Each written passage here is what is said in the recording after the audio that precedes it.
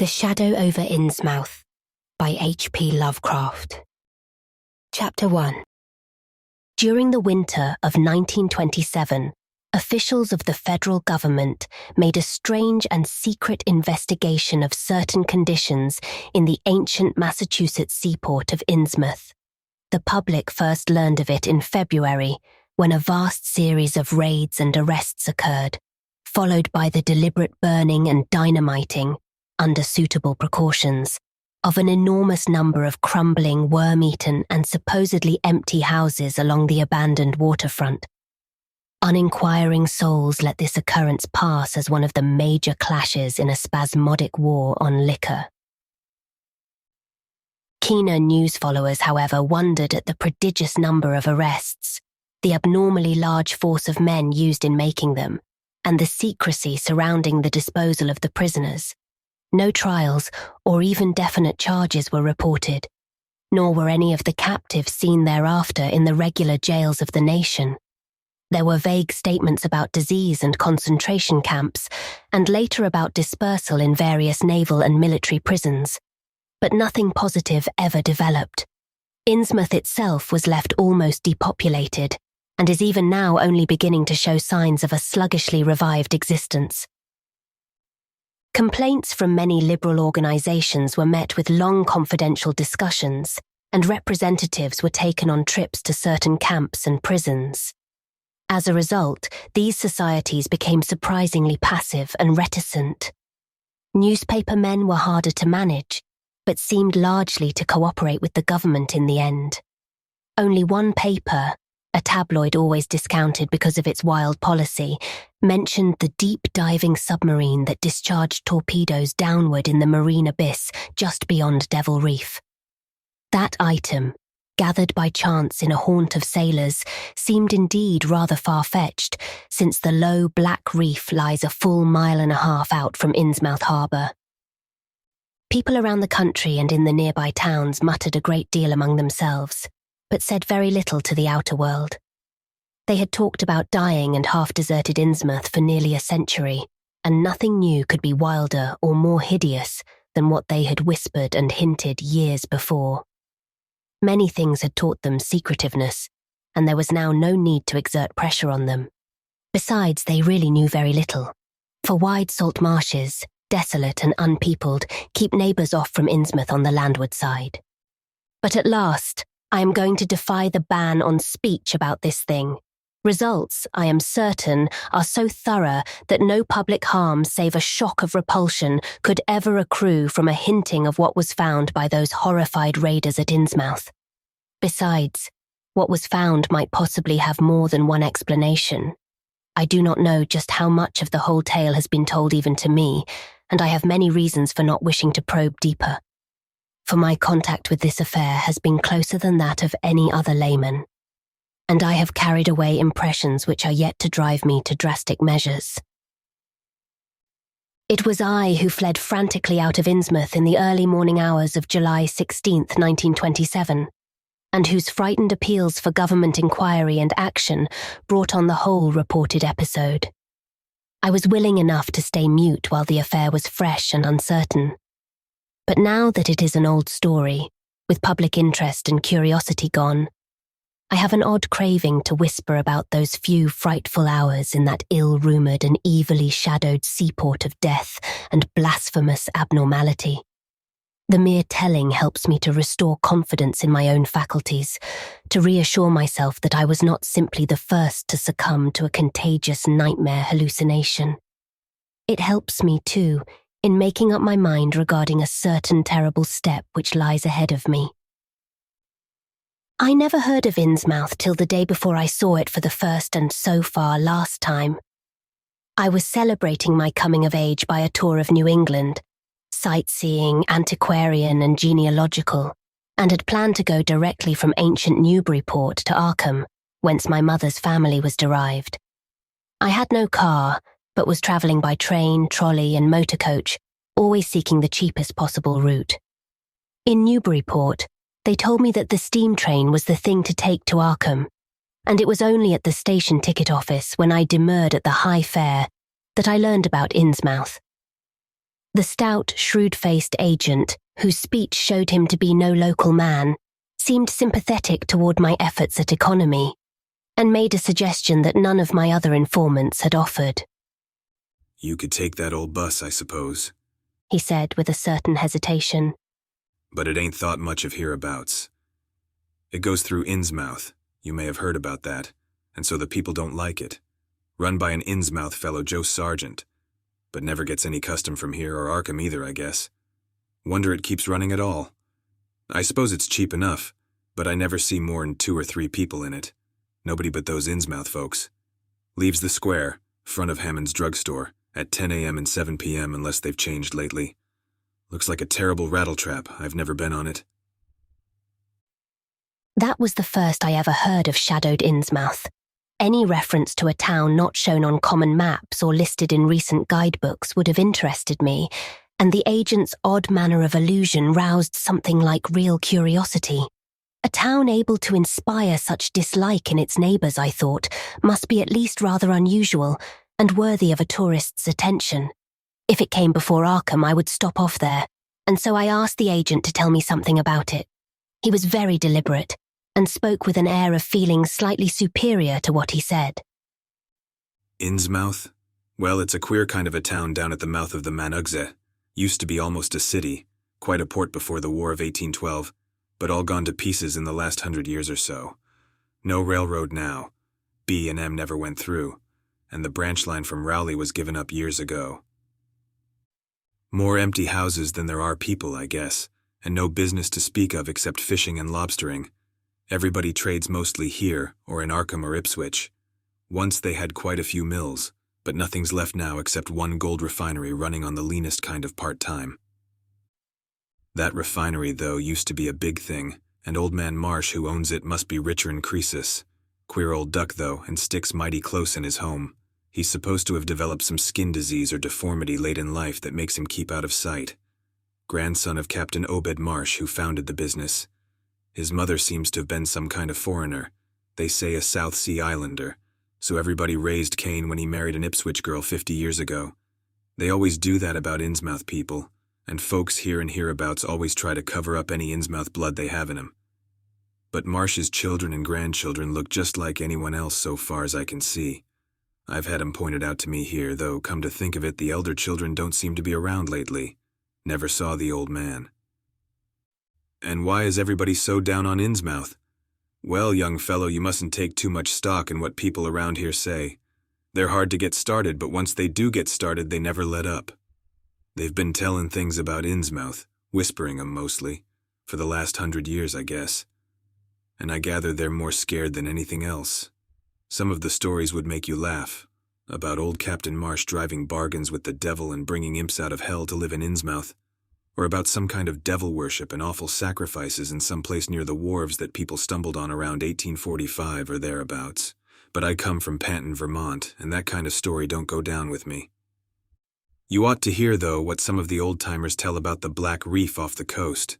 Devil Reef, they call it. It's well above water a good part of the time, and never much below it, but at that you could hardly call it an island. The story is that there's a whole legion of devils seen sometimes on that reef, sprawled about, or darting in and out of some kind of caves near the top. It's a rugged, uneven thing, a good bit over a mile out, and toward the end of shipping days, sailors used to make big detours just to avoid it. That is, sailors that didn't hail from Innsmouth. One of the things they had against old Captain Marsh was that he was supposed to land on it sometimes at night when the tide was right. Maybe he did, for I dare say the rock formation was interesting. And it's just barely possible he was looking for pirate loot and maybe finding it. But there was talk of his dealing with demons there. Fact is, I guess on the whole it was really the captain that gave the bad reputation to the reef. That was before the big epidemic of 1846, when over half the folks in Innsmouth was carried off. They never did quite figure out what the trouble was, but it was probably some foreign kind of disease brought from China or somewhere by the shipping. It surely was bad enough. There was riots over it, and all sorts of ghastly doings that I don't believe ever got outside of town, and it left the place in awful shape. Never came back. There can't be more'n 300 or 400 people living there now. But the real thing behind the way folks feel is simply prejudice. I suppose you know, though I can see you're a Westerner by your talk, what a lot our New England ships used to have to do with queer ports in Africa, Asia, the South Seas, and everywhere else, and what queer kinds of people they sometimes brought back with them. You've probably heard about the Salem man that came home with a Chinese wife, and maybe you know there's still a bunch of Fiji Islanders somewhere around Cape Cod. Well, there must be something like that back of the Innsmouth people. The place always was badly cut off from the rest of the country by marshes and creeks, and we can't be sure about the ins and outs of the matter. But it's pretty clear that old Captain Marsh must have brought home some odd specimens when he had all 3 of his ships in commission back in the 20s and 30s. There certainly is a strange kind of streak in the Innsmouth folks today. I don't know how to explain it, but it sort of makes you crawl. You'll notice a little in Sargent if you take his bus. Some of them have queer narrow heads with flat noses and bulgy starey eyes that never seem to shut, and their skin ain't quite right. Rough and scabby, and the sides of their necks are all shriveled or creased up. Get bald, too, very young. The older fellows look the worst. Fact is, I don't believe I've ever seen a very old chap of that kind. Guess they must die of looking in the glass. Animals hate 'em. They used to have lots of horse trouble before autos came in. Nobody around here or in Arkham or Ipswich will have anything to do with them, and they act kind of offish themselves when they come to town or when anyone tries to fish on their grounds. Queer how fish are always thick off Innsmouth Harbor when there ain't any anywhere else around. But just try to fish there yourself and see how the folks chase you off. Those people used to come here on the railroad, walking and taking the train at Rowley after the branch was dropped, but now they use that bus. Yes, there's a hotel in Innsmouth, called the Gilman House, but I don't believe it can amount to much. I wouldn't advise you to try it. Better stay over here and take the 10 o'clock bus tomorrow morning. Then you can get an evening bus there for Arkham at 8 o'clock. There was a factory inspector who stopped at the Gilman a couple of years ago, and he had a lot of unpleasant hints about the place. Seems they get a queer crowd there, for this fellow heard voices in other rooms, though most of them was empty, that gave him the shivers. It was foreign talk, he thought, but he said the bad thing about it was the kind of voice that sometimes spoke. It sounded so unnatural, slopping-like, he said, that he didn't dare undress and go to sleep. Just waited up and lit out the first thing in the morning. The talk went on most all night. This fellow, Casey his name was, had a lot to say about how the Innsmouth folks watched him and seemed kind of on guard. He found the Marsh refinery a queer place. It's in an old mill on the lower falls of the Manuxet. What he said tallied up with what I'd heard.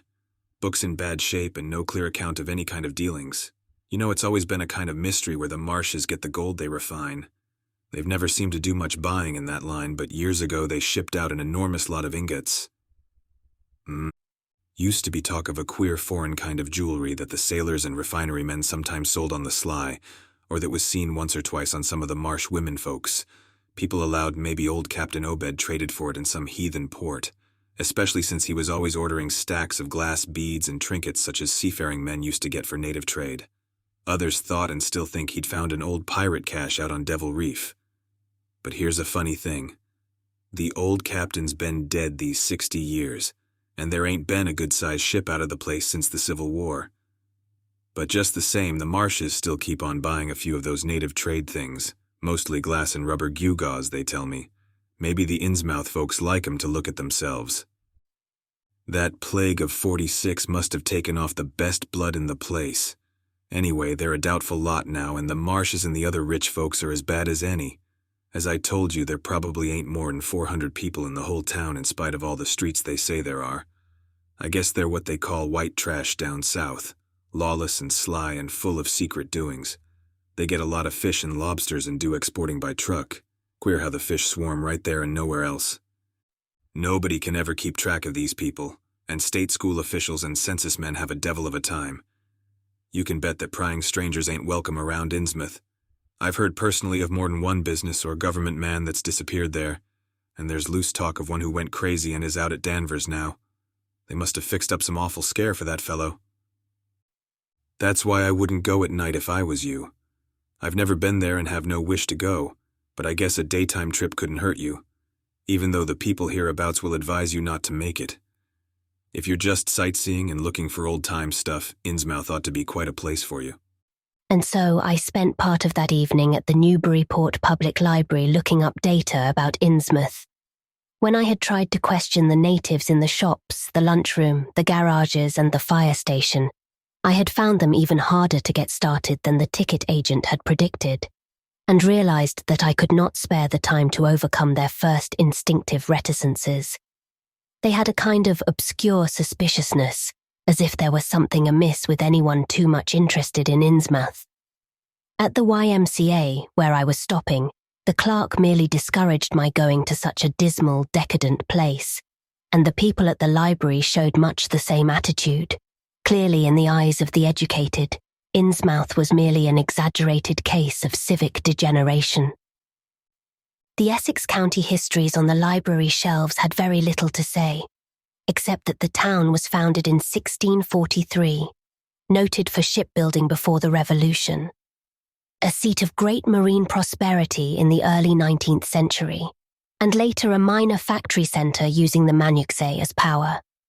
The epidemic and riots of 1846 were very sparsely treated, as if they formed a discredit to the county.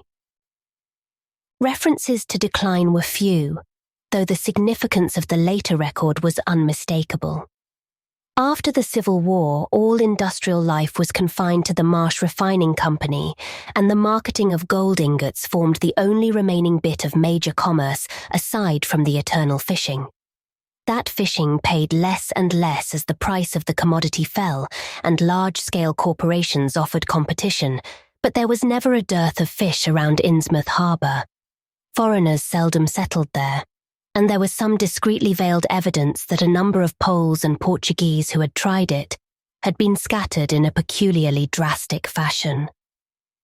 Most interesting of all was a glancing reference to the strange jewellery vaguely associated with Innsmouth. It had evidently impressed the whole countryside more than a little, for mention was made of specimens in the Museum of Miskatonic University at Arkham, and in the display room of the Newburyport Historical Society. The fragmentary descriptions of these things were bald and prosaic, but they hinted to me an undercurrent of persistent strangeness. Something about them seemed so odd and provocative that I could not put them out of my mind, and despite the relative lateness of the hour, I resolved to see the local sample, said to be a large, queerly proportioned thing evidently meant for a tiara, if it could possibly be arranged. The librarian gave me a note of introduction to the curator of the society, a Miss Anna Tilton, who lived nearby, and after a brief explanation that ancient gentlewoman was kind enough to pilot me into the closed building, since the hour was not outrageously late. The collection was a notable one indeed, but in my present mood I had eyes for nothing but the bizarre object which glistened in a corner cupboard under the electric lights. It took no excessive sensitiveness to beauty to make me literally gasp at the strange, unearthly splendour of the alien, opulent fantasy that rested there on a purple velvet cushion. Even now I can hardly describe what I saw, though it was clearly enough a sort of tiara, as the description had said. It was tall in front, and with a very large and curiously irregular periphery, as if designed for a head of almost freakishly elliptical outline. The material seemed to be predominantly gold, though a weird lighter lustrousness hinted at some strange alloy with an equally beautiful and scarcely identifiable metal. Its condition was almost perfect, and one could have spent hours in studying the striking and puzzlingly untraditional designs, some simply geometrical and some plainly marine, chased or moulded in high relief on its surface with a craftsmanship of incredible skill and grace. The longer I looked, the more the thing fascinated me, and in this fascination there was a curiously disturbing element hardly to be classified or accounted for. At first, I decided that it was the queer, otherworldly quality of the art which made me uneasy. All other art objects I had ever seen either belonged to some known racial or national stream, or else were consciously modernistic defiances of every recognized stream. This tiara was neither. It clearly belonged to some settled technique of infinite maturity and perfection, yet that technique was utterly remote from any, Eastern or Western, ancient or modern, which I had ever heard of or seen exemplified. It was as if the workmanship were that of another planet. However, I soon saw that my uneasiness had a second and perhaps equally potent source residing in the pictorial and mathematical suggestions of the strange designs. The patterns all hinted of remote secrets and unimaginable abysses in time and space, and the monotonously aquatic nature of the reliefs became almost sinister. Among these reliefs were fabulous monsters of abhorrent grotesqueness and malignity, half ichthyic and half batrachian in suggestion, which one could not dissociate from a certain haunting and uncomfortable sense of pseudo-memory, as if they called up some image from deep cells and tissues whose retentive functions are wholly primal and awesomely ancestral. At times I fancied that every contour of these blasphemous fish frogs was overflowing with the ultimate quintessence of unknown and inhuman evil. In odd contrast to the tiara's aspect was its brief and prosy history as related by Miss Tilton. It had been pawned for a ridiculous sum at a shop in State Street in 1873 by a drunken Innsmouth man shortly afterward killed in a brawl.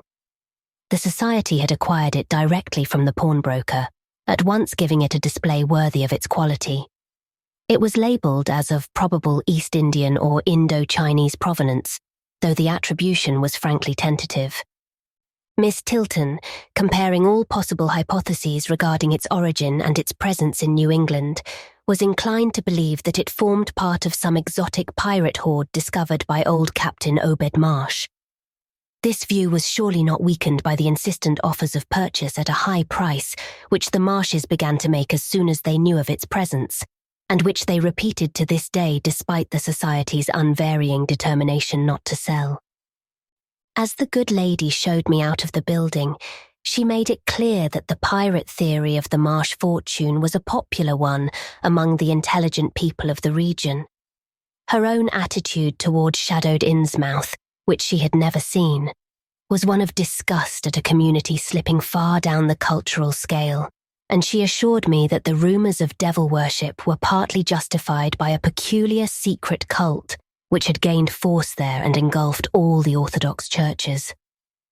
It was called, she said, the Esoteric Order of Dagon, and was undoubtedly a debased, quasi-pagan thing imported from the East a century before, at a time when the Innsmouth fisheries seemed to be going barren. Its persistence among a simple people was quite natural in view of the sudden and permanent return of abundantly fine fishing, and it soon came to be the greatest influence on the town, replacing Freemasonry altogether and taking up headquarters in the old Masonic Hall on New Church Green. All this, to the pious Miss Tilton, formed an excellent reason for shunning the ancient town of decay and desolation, but to me, it was merely a fresh incentive. To my architectural and historical anticipations was now added an acute anthropological zeal, and I could scarcely sleep in my small room at the Y as the night wore away. Chapter 2. Shortly before 10 the next morning, I stood with one small valise in front of Hammond's drugstore in Old Market Square, waiting for the Innsmouth bus. As the hour for its arrival drew near, I noticed a general drift of the loungers to other places up the street, or to the ideal lunch across the square. Evidently, the ticket agent had not exaggerated the dislike which local people bore toward Innsmouth and its denizens. In a few moments, a small motor coach of extreme decrepitude and dirty grey colour rattled down State Street, made a turn, and drew up at the curb beside me. I felt immediately that it was the right one, a guess which the half-illegible sign on the windshield, Arkham Innsmouth Newby Port, soon verified. There were only 3 passengers, dark, unkempt men of sullen visage and somewhat youthful cast, and when the vehicle stopped, they clumsily shambled out and began walking up State Street in a silent, almost furtive fashion. The driver also alighted, and I watched him as he went into the drugstore to make some purchase. This, I reflected, must be the Joe Sargent mentioned by the ticket agent. And even before I noticed any details, there spread over me a wave of spontaneous aversion which could be neither checked nor explained. It suddenly struck me as very natural that the local people should not wish to ride on a bus owned and driven by this man, or to visit any oftener than possible the habitat of such a man and his kinsfolk. When the driver came out of the store, I looked at him more carefully and tried to determine the source of my evil impression. He was a thin, stoop-shouldered man, not much under 6 feet tall, dressed in shabby blue civilian clothes and wearing a frayed grey golf cap. His age was perhaps 35, but the odd deep creases in the sides of his neck made him seem older when one did not study his dull, expressionless face. He had a narrow head, bulging, watery blue eyes that seemed never to wink, a flat nose, a receding forehead and chin, and singularly undeveloped ears. His long, thick lip and coarse-pored, greyish cheeks seemed almost beardless except for some sparse yellow hairs that straggled and curled in irregular patches. And in places the surface seemed queerly irregular, as if peeling from some cutaneous disease. His hands were large and heavily veined, and had a very unusual greyish-blue tinge. The fingers were strikingly short in proportion to the rest of the structure, and seemed to have a tendency to curl closely into the huge palm. As he walked toward the bus, I observed his peculiarly shambling gait, and saw that his feet were inordinately immense. The more I studied them, the more I wondered how he could buy any shoes to fit them. A certain greasiness about the fellow increased my dislike. He was evidently given to working or lounging around the fish docks, and carried with him much of their characteristic smell. Just what foreign blood was in him, I could not even guess. His oddities certainly did not look Asiatic, Polynesian, Levantine, or African, yet I could see why the people found him alien. I was sorry when I saw that there would be no other passengers on the bus. Somehow I did not like the idea of riding alone with this driver, but as leaving time obviously approached, I conquered my qualms and followed the man aboard, extending him a $1 bill and murmuring the single word Innsmouth. He looked curiously at me for a second as he returned 40 cents change without speaking. I took a seat far behind him, but on the same side of the bus, since I wished to watch the shore during the journey. At length, the decrepit vehicle started with a jerk and rattled noisily past the old brick buildings of State Street amidst a cloud of vapour from the exhaust. Glancing at the people on the sidewalks, I thought I detected in them a curious wish to avoid looking at the bus, or at least a wish to avoid seeming to look at it. Then we turned to the left into High Street, where the going was smoother, flying by stately old mansions of the early Republic and still older colonial farmhouses, passing the lower Green and Parker River, and finally emerging into a long, monotonous stretch of open shore country. The day was warm and sunny, but the landscape of sand, sedge-grass and stunted shrubbery became more and more desolate as we proceeded. Out the window I could see the blue water and the sandy line of Plum Island, and we presently drew very near the beach as our narrow road veered off from the main highway to Rowley and Ipswich.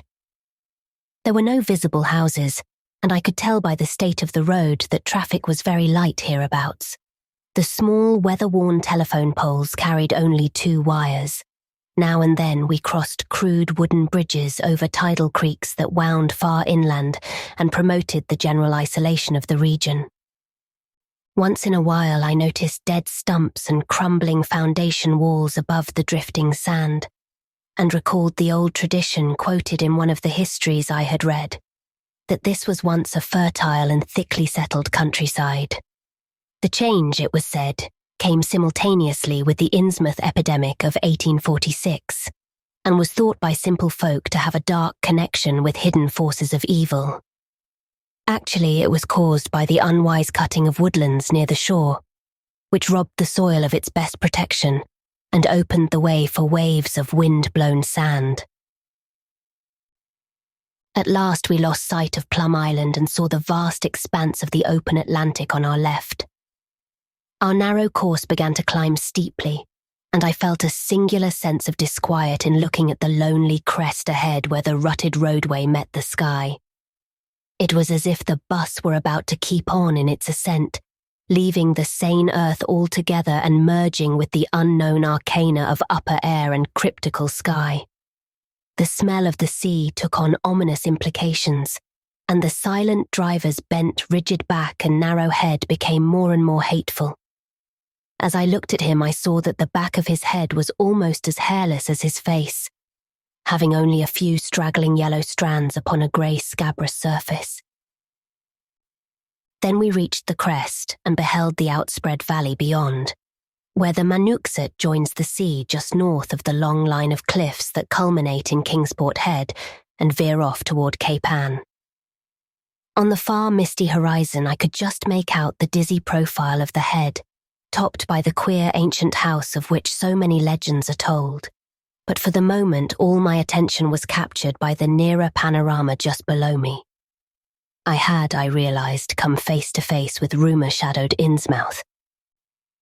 It was a town of wide extent and dense construction, yet one with a portentous dearth of visible life. From the tangle of chimney pots, scarcely a wisp of smoke came, and the 3 tall steeples loomed stark and unpainted against the seaward horizon. One of them was crumbling down at the top, and in that and another there were only black gaping holes where clock dials should have been. The vast huddle of sagging gambrel roofs and peaked gables conveyed with offensive clearness the idea of wormy decay, and as we approached along the now descending road, I could see that many roofs had wholly caved in. There were some large square Georgian houses too, with hipped roofs, cupolas, and railed widows' walks. These were mostly well back from the water, and 1 or 2 seemed to be in moderately sound condition. Stretching inland from among them, I saw the rusted, grass-grown line of the abandoned railway, with leaning telegraph poles now devoid of wires, and the half-obscured lines of the old carriage roads to Rowley and Ipswich. The decay was worst close to the waterfront, though in its very midst I could spy the white belfry of a fairly well-preserved brick structure which looked like a small factory.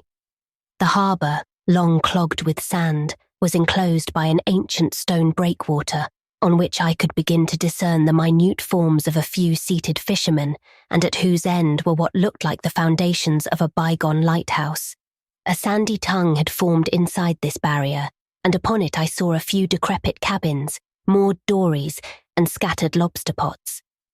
The only deep water seemed to be where the river poured out past the belfried structure and turned southward to join the ocean at the breakwater's end. Here and there the ruins of wharves jutted out from the shore to end in indeterminate rottenness, those farthest south seeming the most decayed. And far out at sea, despite a high tide, I glimpsed a long black line scarcely rising above the water, yet carrying a suggestion of odd latent malignancy. This, I knew, must be Devil Reef. As I looked, a subtle, curious sense of beckoning seemed superadded to the grim repulsion. And oddly enough, I found this overtone more disturbing than the primary impression. We met no one on the road, but presently began to pass deserted farms in varying stages of ruin. Then I noticed a few inhabited houses with rags stuffed in the broken windows, and shells and dead fish lying about the littered yards. Once or twice I saw listless-looking people working in barren gardens or digging clams on the fishy-smelling beach below, and groups of dirty, simian-visaged children playing around weed-grown doorsteps. Somehow these people seemed more disquieting than the dismal buildings, for almost everyone had certain peculiarities of face and motions which I instinctively disliked without being able to define or comprehend them. For a second I thought this typical physique suggested some picture I had seen, perhaps in a book, under circumstances of particular horror or melancholy. But this pseudo-recollection passed very quickly. As the bus reached a lower level, I began to catch the steady note of a waterfall through the unnatural stillness. The leaning, unpainted houses grew thicker, lined both sides of the road, and displayed more urban tendencies than did those we were leaving behind. The panorama ahead had contracted to a street scene, and in spots I could see where a cobblestone pavement and stretches of brick sidewalk had formerly existed. All the houses were apparently deserted, and there were occasional gaps where tumble-down chimneys and cellar walls told of buildings that had collapsed. Pervading everything was the most nauseous fishy odour imaginable. Soon cross streets and junctions began to appear, those on the left leading to shoreward realms of unpaved squalor and decay, while those on the right showed vistas of departed grandeur. So far, I had seen no people in the town, but there now came signs of a sparse habitation, curtained windows here and there, and an occasional battered motorcar at the curb. Pavement and sidewalks were increasingly well defined, and though most of the houses were quite old, wood and brick structures of the early 19th century, they were obviously kept fit for habitation. As an amateur antiquarian, I almost lost my olfactory disgust and my feeling of menace and repulsion amidst this rich, unaltered survival from the past. But I was not to reach my destination without one very strong impression of poignantly disagreeable quality. The bus had come to a sort of open concourse or radial point with churches on two sides and the bedraggled remains of a circular green in the centre, and I was looking at a large pillared hall on the right-hand junction ahead. The structure's once white paint was now grey and peeling, and the black and gold sign on the pediment was so faded that I could only with difficulty make out the words Esoteric Order of Dagon. This, then, was the former Masonic hall now given over to a degraded cult. As I strained to decipher this inscription, my notice was distracted by the raucous tones of a cracked bell across the street, and I quickly turned to look out the window on my side of the coach. The sound came from a squat towered stone church of manifestly later date than most of the houses, built in a clumsy Gothic fashion and having a disproportionately high basement with shuttered windows. Though the hands of its clock were missing on the side I glimpsed, I knew that those hoarse strokes were telling the hour of 11. Then suddenly all thoughts of time were blotted out by an onrushing image of sharp intensity and unaccountable horror which had seized me before I knew what it really was. The door of the church basement was open, revealing a rectangle of blackness inside, and as I looked, a certain object crossed or seemed to cross that dark rectangle, burning into my brain a momentary conception of nightmare, which was all the more maddening because analysis could not show a single nightmarish quality in it. It was a living object, the first except the driver that I had seen since entering the compact part of the town, and had I been in a steadier mood, I would have found nothing whatever of terror in it. Clearly, as I realized a moment later, it was the pastor, clad in some peculiar vestments doubtless introduced since the Order of Dagon had modified the ritual of the local churches. The thing which had probably caught my first subconscious glance and supplied the touch of bizarre horror was the tall tiara he wore, an almost exact duplicate of the one Miss Tilton had shown me the previous evening. This, acting on my imagination, had supplied namelessly sinister qualities to the indeterminate face and robed, shambling form beneath it. There was not, I soon decided, any reason why I should have felt that shuddering touch of evil pseudo-memory. Was it not natural that a local mystery cult should adopt among its regimentals an unique type of headdress made familiar to the community in some strange way, perhaps as treasure trove? A very thin sprinkling of repellent-looking youngish people now became visible on the sidewalks, lone individuals and silent knots of 2 or 3. The lower floors of the crumbling houses sometimes harboured small shops with dingy signs, and I noticed a parked truck or two as we rattled along. The sound of waterfalls became more and more distinct, and presently I saw a fairly deep river gorge ahead, spanned by a wide iron-railed highway bridge beyond which a large square opened out. As we clanked over the bridge, I looked out on both sides and observed some factory buildings on the edge of the grassy bluff or partway down. The water far below was very abundant, and I could see 2 vigorous sets of falls upstream on my right and at least 1 downstream on my left. From this point, the noise was quite deafening.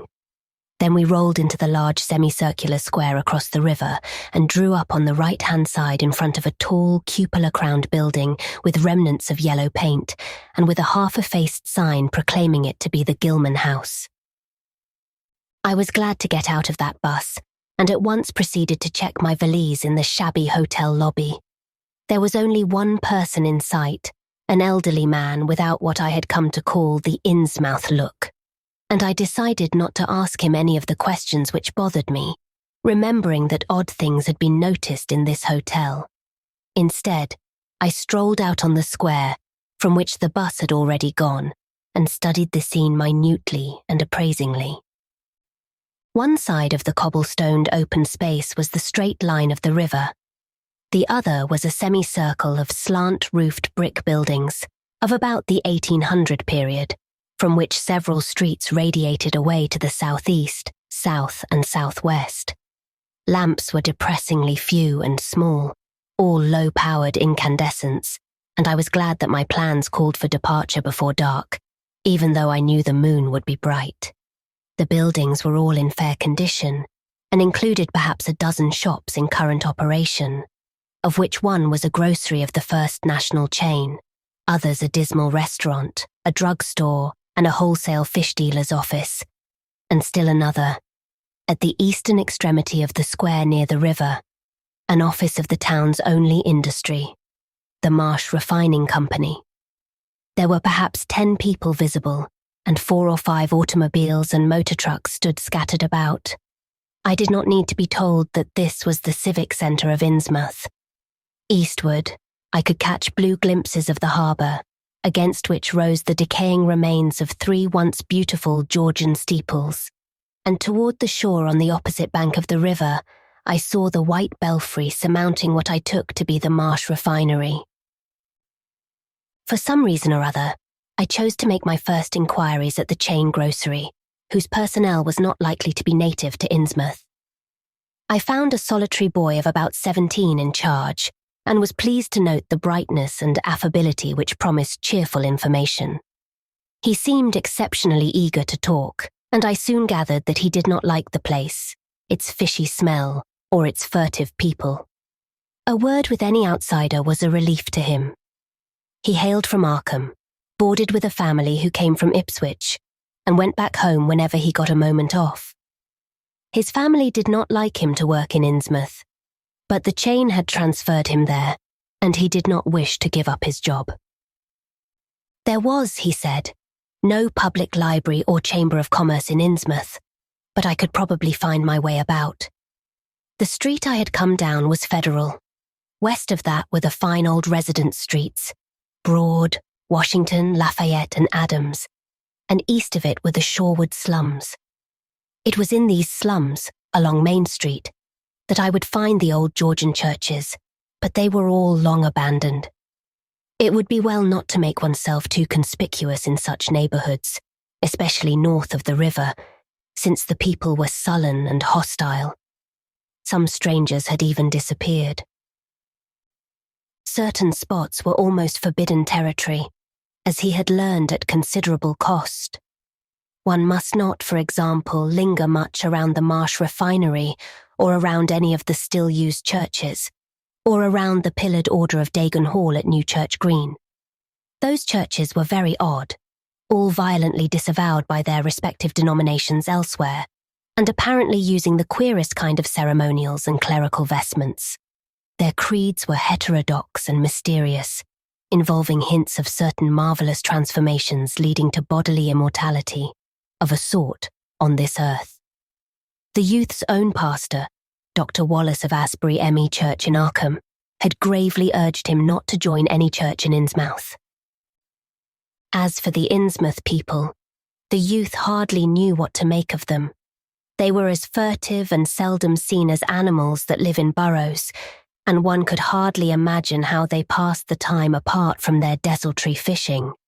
Perhaps, judging from the quantities of bootleg liquor they consumed, they lay for most of the daylight hours in an alcoholic stupor. They seemed sullenly banded together in some sort of fellowship and understanding, despising the world as if they had access to other and preferable spheres of entity. Their appearance, especially those staring, unwinking eyes which one never saw shut, was certainly shocking enough, and their voices were disgusting. It was awful to hear them chanting in their churches at night, and especially during their main festivals or revivals, which fell twice a year on April 30th and October 31st. They were very fond of the water and swam a great deal in both river and harbour. Swimming races out to Devil Reef were very common, and everyone in sight seemed well able to share in this arduous sport. When one came to think of it, it was generally only rather young people who were seen about in public, and of these the oldest were apt to be the most tainted-looking. When exceptions did occur, they were mostly persons with no trace of aberrancy, like the old clerk at the hotel. One wondered what became of the bulk of the older folk, and whether the Innsmouth look were not a strange and insidious disease phenomenon which increased its hold as years advanced. Only a very rare affliction, of course, could bring about such vast and radical anatomical changes in a single individual after maturity, changes involving osseous factors as basic as the shape of the skull. But then, even this aspect was no more baffling and unheard of than the visible features of the malady as a whole. It would be hard, the youth implied, to form any real conclusions regarding such a matter, since one never came to know the natives personally, no matter how long one might live in Innsmouth. The youth was certain that many specimens even worse than the worst visible ones were kept locked indoors in some places. People sometimes heard the queerest kind of sounds. The tottering waterfront hovels north of the river were reputedly connected by hidden tunnels, being thus a veritable warren of unseen abnormalities. What kind of foreign blood, if any, these beings had, it was impossible to tell. They sometimes kept certain especially repulsive characters out of sight when government agents and others from the outside world came to town. It would be of no use, my informant said, to ask the natives anything about the place. The only one who would talk was a very aged but normal-looking man who lived at the poorhouse on the north rim of the town and spent his time walking about or lounging around the fire station. This hoary character, Zadok Allen, was 96 years old and somewhat touched in the head, besides being the town drunkard. He was a strange, furtive creature who constantly looked over his shoulder as if afraid of something, and when sober could not be persuaded to talk at all with strangers. He was, however, unable to resist any offer of his favourite poison, and once drunk, would furnish the most astonishing fragments of whispered reminiscence.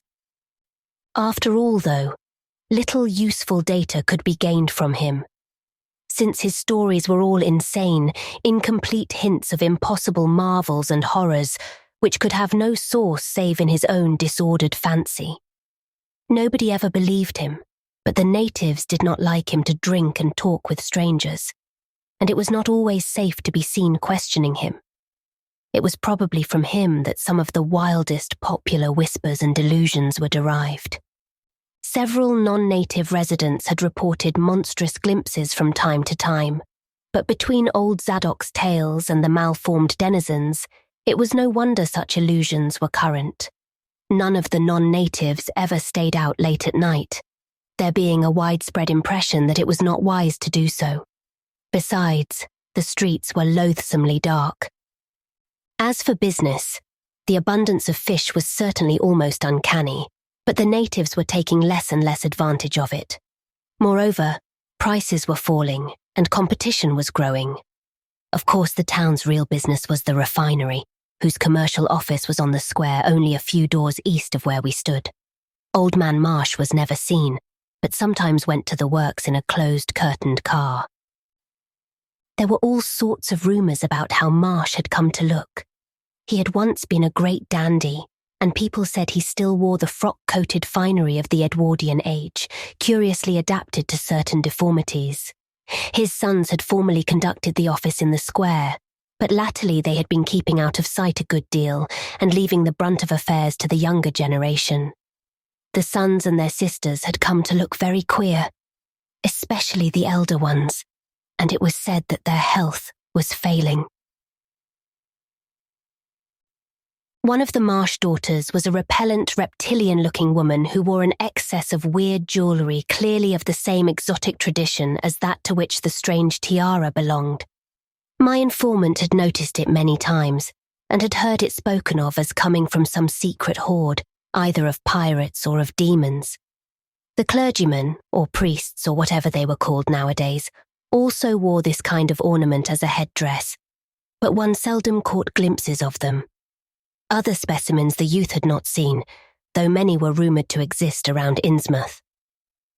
The Marshes, together with the other 3 gently bred families of the town, the Waits, the Gilmans, and the Elliots, were all very retiring.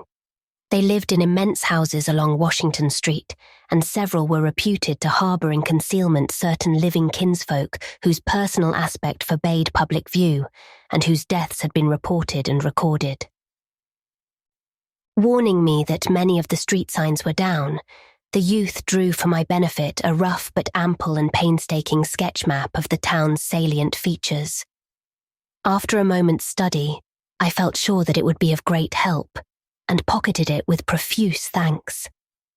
Disliking the dinginess of the single restaurant I had seen, I bought a fair supply of cheese crackers and ginger wafers to serve as a lunch later on. My programme, I decided, would be to thread the principal streets, talk with any non-natives I might encounter, and catch the 8 o'clock coach for Arkham. The town, I could see, formed a significant and exaggerated example of communal decay. But being no sociologist, I would limit my serious observations to the field of architecture. Thus, I began my systematic, though half-bewildered tour of Innsmouth's narrow, shadow-blighted ways. Crossing the bridge and turning toward the roar of the lower falls, I passed close to the Marsh refinery, which seemed oddly free from the noise of industry. This building stood on the steep river bluff near a bridge and an open confluence of streets which I took to be the earliest civic centre, displaced after the revolution by the present town square. Recrossing the gorge on the Main Street Bridge, I struck a region of utter desertion which somehow made me shudder. Collapsing huddles of gambrel roofs formed a jagged and fantastic skyline, above which rose the ghoulish, decapitated steeple of an ancient church. Some houses along Main Street were tenanted, but most were tightly boarded up. Down unpaved side streets I saw the black, gaping windows of deserted hovels, many of which leaned at perilous and incredible angles through the sinking of part of the foundations. Those windows stared so spectrally that it took courage to turn eastward toward the waterfront. Certainly, the terror of a deserted house swells in geometrical rather than arithmetical progression, as houses multiply to form a city of stark desolation. The sight of such endless avenues of fishy-eyed vacancy and death, and the thought of such linked infinities of black brooding compartments given over to cobwebs and memories and the conqueror worm, start up vestigial fears and aversions that not even the stoutest philosophy can disperse. Fish Street was as deserted as Main, though it differed in having many brick and stone warehouses still in excellent shape. Water Street was almost its duplicate, save that there were great seaward gaps where wharves had been. Not a living thing did I see, except for the scattered fishermen on the distant breakwater. And not a sound did I hear save the lapping of the harbour tides and the roar of the falls in the Manuxet.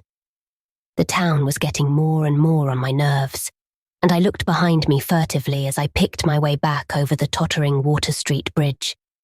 The Fish Street Bridge, according to the sketch, was in ruins.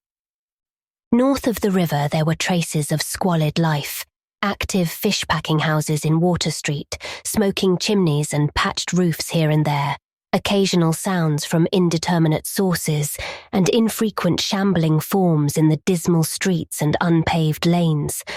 But I seemed to find this even more oppressive than the southerly desertion. For one thing, the people were more hideous and abnormal than those near the centre of the town, so that I was several times evilly reminded of something utterly fantastic, which I could not quite place. Undoubtedly, the alien strain in the Innsmouth folk was stronger here than farther inland, unless indeed the Innsmouth look were a disease rather than a blood strain, in which case this district might be held to harbour the more advanced cases. One detail that annoyed me was the distribution of the few faint sounds I heard. They ought naturally to have come wholly from the visibly inhabited houses, yet in reality were often strongest inside the most rigidly boarded-up facades. There were creakings, scurryings, and hoarse, doubtful noises, and I thought uncomfortably about the hidden tunnels suggested by the grocery boy. Suddenly I found myself wondering what the voices of those denizens would be like. I had heard no speech so far in this quarter, and was unaccountably anxious not to do so. Pausing only long enough to look at two fine but ruinous old churches at Main and Church Streets, I hastened out of that vile waterfront slum. My next logical goal was New Church Green, but somehow or other I could not bear to repass the church in whose basement I had glimpsed the inexplicably frightening form of that strangely diademed priest or pastor. Besides, the grocery youth had told me that the churches, as well as the Order of Dagon Hall, were not advisable neighbourhoods for strangers. Accordingly, I kept north along Main to Martin, then turning inland, crossing Federal Street safely north of the Green, and entering the decayed patrician neighbourhood of Northern Broad, Washington, Lafayette, and Adams Streets. Though these stately old avenues were ill-surfaced and unkempt, their elm-shaded dignity had not entirely departed. Mansion after mansion claimed my gaze, most of them decrepit and boarded up amidst neglected grounds, but one or two in each street showing signs of occupancy. In Washington Street there was a row of 4 or 5 in excellent repair and with finely tended lawns and gardens. The most sumptuous of these, with wide terraced parterres extending back the whole way to Lafayette Street, I took to be the home of Old Man Marsh, the afflicted refinery owner. In all these streets no living thing was visible, and I wondered at the complete absence of cats and dogs from Innsmouth. Another thing which puzzled and disturbed me, even in some of the best preserved mansions, was the tightly shuttered condition of many third-story and attic windows. Furtiveness and secretiveness seemed universal in this hushed city of alienage and death, and I could not escape the sensation of being watched from ambush on every hand by sly, staring eyes that never shut. I shivered as the cracked stroke of 3 sounded from a belfry on my left. Too well did I recall the squat church from which those notes came. Following Washington Street toward the river, I now faced a new zone of former industry and commerce, noting the ruins of a factory ahead and seeing others, with the traces of an old railway station and covered railway bridge beyond, up the gorge on my right. The uncertain bridge now before me was posted with a warning sign, but I took the risk and crossed again to the south bank where traces of life reappeared. Furtive, shambling creatures stared cryptically in my direction, and more normal faces eyed me coldly and curiously.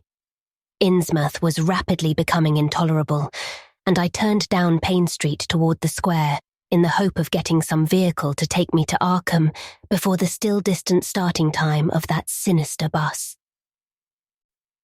It was then that I saw the tumble-down fire station on my left, and noticed the red-faced, bushy-bearded, watery-eyed old man in nondescript rags who sat on a bench in front of it talking with a pair of unkempt but not abnormal-looking firemen. This, of course, must be Zadok Allen, the half-crazed, licorice nonagenarian whose tales of old Innsmouth and its shadow were so hideous and incredible. Chapter 3. It must have been some imp of the perverse, or some sardonic pull from dark, hidden sources, which made me change my plans as I did. I had long before resolved to limit my observations to architecture alone, and I was even then hurrying toward the square in an effort to get quick transportation out of this festering city of death and decay. But the sight of old Zadok Allen set up new currents in my mind and made me slacken my pace uncertainly. I had been assured that the old man could do nothing but hint at wild, disjointed and incredible legends, and I had been warned that the natives made it unsafe to be seen talking to him.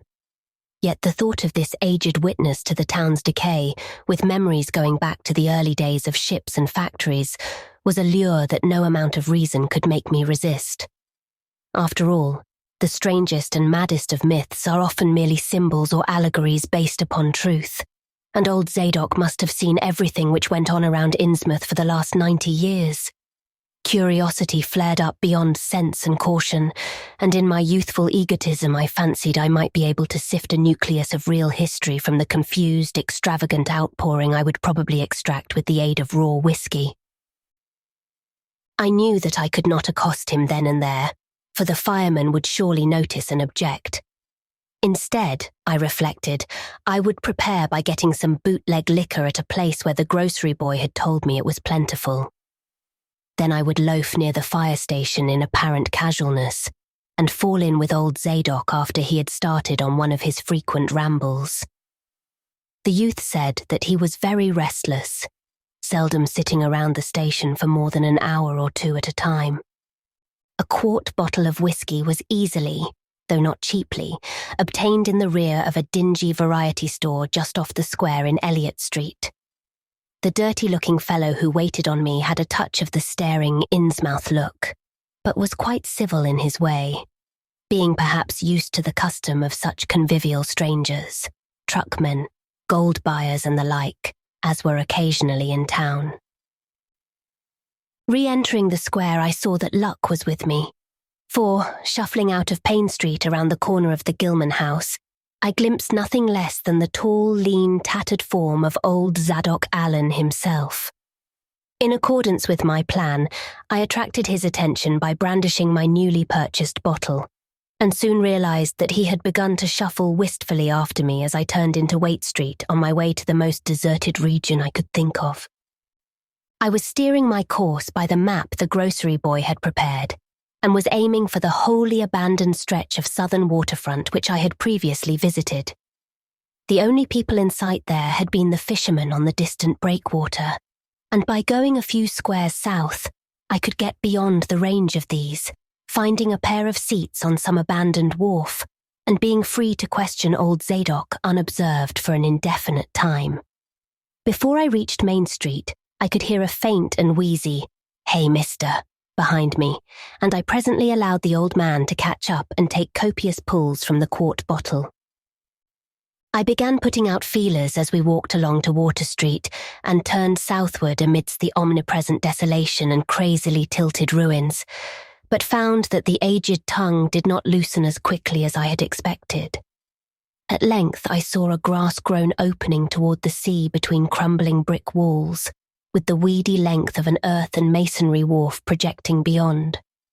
Piles of moss-covered stones near the water promised tolerable seats, and the scene was sheltered from all possible view by a ruined warehouse on the north. Here, I thought, was the ideal place for a long secret colloquy, so I guided my companion down the lane and picked out spots to sit in among the mossy stones. The air of death and desertion was ghoulish, and the smell of fish almost insufferable. But I was resolved to let nothing deter me. About 4 hours remained for conversation if I were to catch the 8 o'clock coach for Arkham, and I began to dole out more liquor to the ancient tippler, meanwhile eating my own frugal lunch. In my donations I was careful not to overshoot the mark, for I did not wish Zadok's vinous garrulousness to pass into a stupor. After an hour his furtive taciturnity showed signs of disappearing, but much to my disappointment he still sidetracked my questions about Innsmouth and its shadow-haunted past. He would babble of current topics, revealing a wide acquaintance with newspapers and a great tendency to philosophize in a sententious village fashion. Toward the end of the second hour, I feared my quart of whiskey would not be enough to produce results, and was wondering whether I had better leave old Zadok and go back for more. Just then, however, chance made the opening which my questions had been unable to make, and the wheezing ancient's rambling took a turn that caused me to lean forward and listen alertly. My back was toward the fishy-smelling sea, but he was facing it, and something or other had caused his wandering gaze to light on the low, distant line of Devil Reef, then showing plainly and almost fascinatingly above the waves. The sight seemed to displease him, for he began a series of weak curses which ended in a confidential whisper and a knowing leer. He bent toward me, took hold of my coat lapel, and hissed out some hints that could not be mistaken. "Thar's where it all begun. That cursed place of all wickedness where the deep water starts. Gate of hell, sheer drop down to a bottom no sounding line kin tech. Old Captain Obed done it. Him that found out more'n was good for him in the South Sea Islands. Everybody was in a bad way them days. Trade falling off, mills losing business, even the new ones, and the best of our menfolks kilt a privateerin' in the War of 1812, or lost with the Elizy brig and the Ranger Snow, both of 'em Gilman venters. Obed Marsh, he had 3 ships afloat, Brigantine Columby, Brig Hetty, and bark Sumatry Queen. He was the only one as kep on with the East Ingy and Pacific trade, though Esdras Martin's barkentine Malay pride made a venter as late as 28. Never was nobody like Captain Obed, old limb o' Satan. Heh heh. I can mind him a-tellin' about furrin parts, and callin' all the folks stupid for going to Christian meetin' and bearin' their burdens meek and lowly. Says they'd orter get better gods like some of the folks in the Ingies. Gods as UD bring 'em good fishin' in return for their sacrifices, and UD really answer folks' prayers. Matt Elliott, his fussmate, talked a lot too, only he was agin folks doing any heathen things. Told about an island east of Otaheite where there was a lot of stone ruins older'n anybody knew anything about, kind of like them on Ponape in the Carolines, but with carvin's of faces that looked like the big statues on Easter Island. They was a little volcanic island near thar, too, or they was other ruins with different carvin's. Ruins all wore away like they'd been under the sea wonked, and with pictures of awful monsters all over 'em. Well, sir, Matty says the natives around there had all the fish they could catch, and sported bracelets and armlets and head rigs made out of a queer kind of gold and covered with pictures of monsters, just like the ones carved over the ruins on the little island. Sorter fish-like frogs or frog-like fishes that was drawed in all kinds of positions like they was human beings. Nobody could get out of them where they got all the stuff, and all the other natives wondered how they managed to find fish in plenty, even when the very next islands had lean pickings. Matty got to wonderin' too, and so did Captain Obed.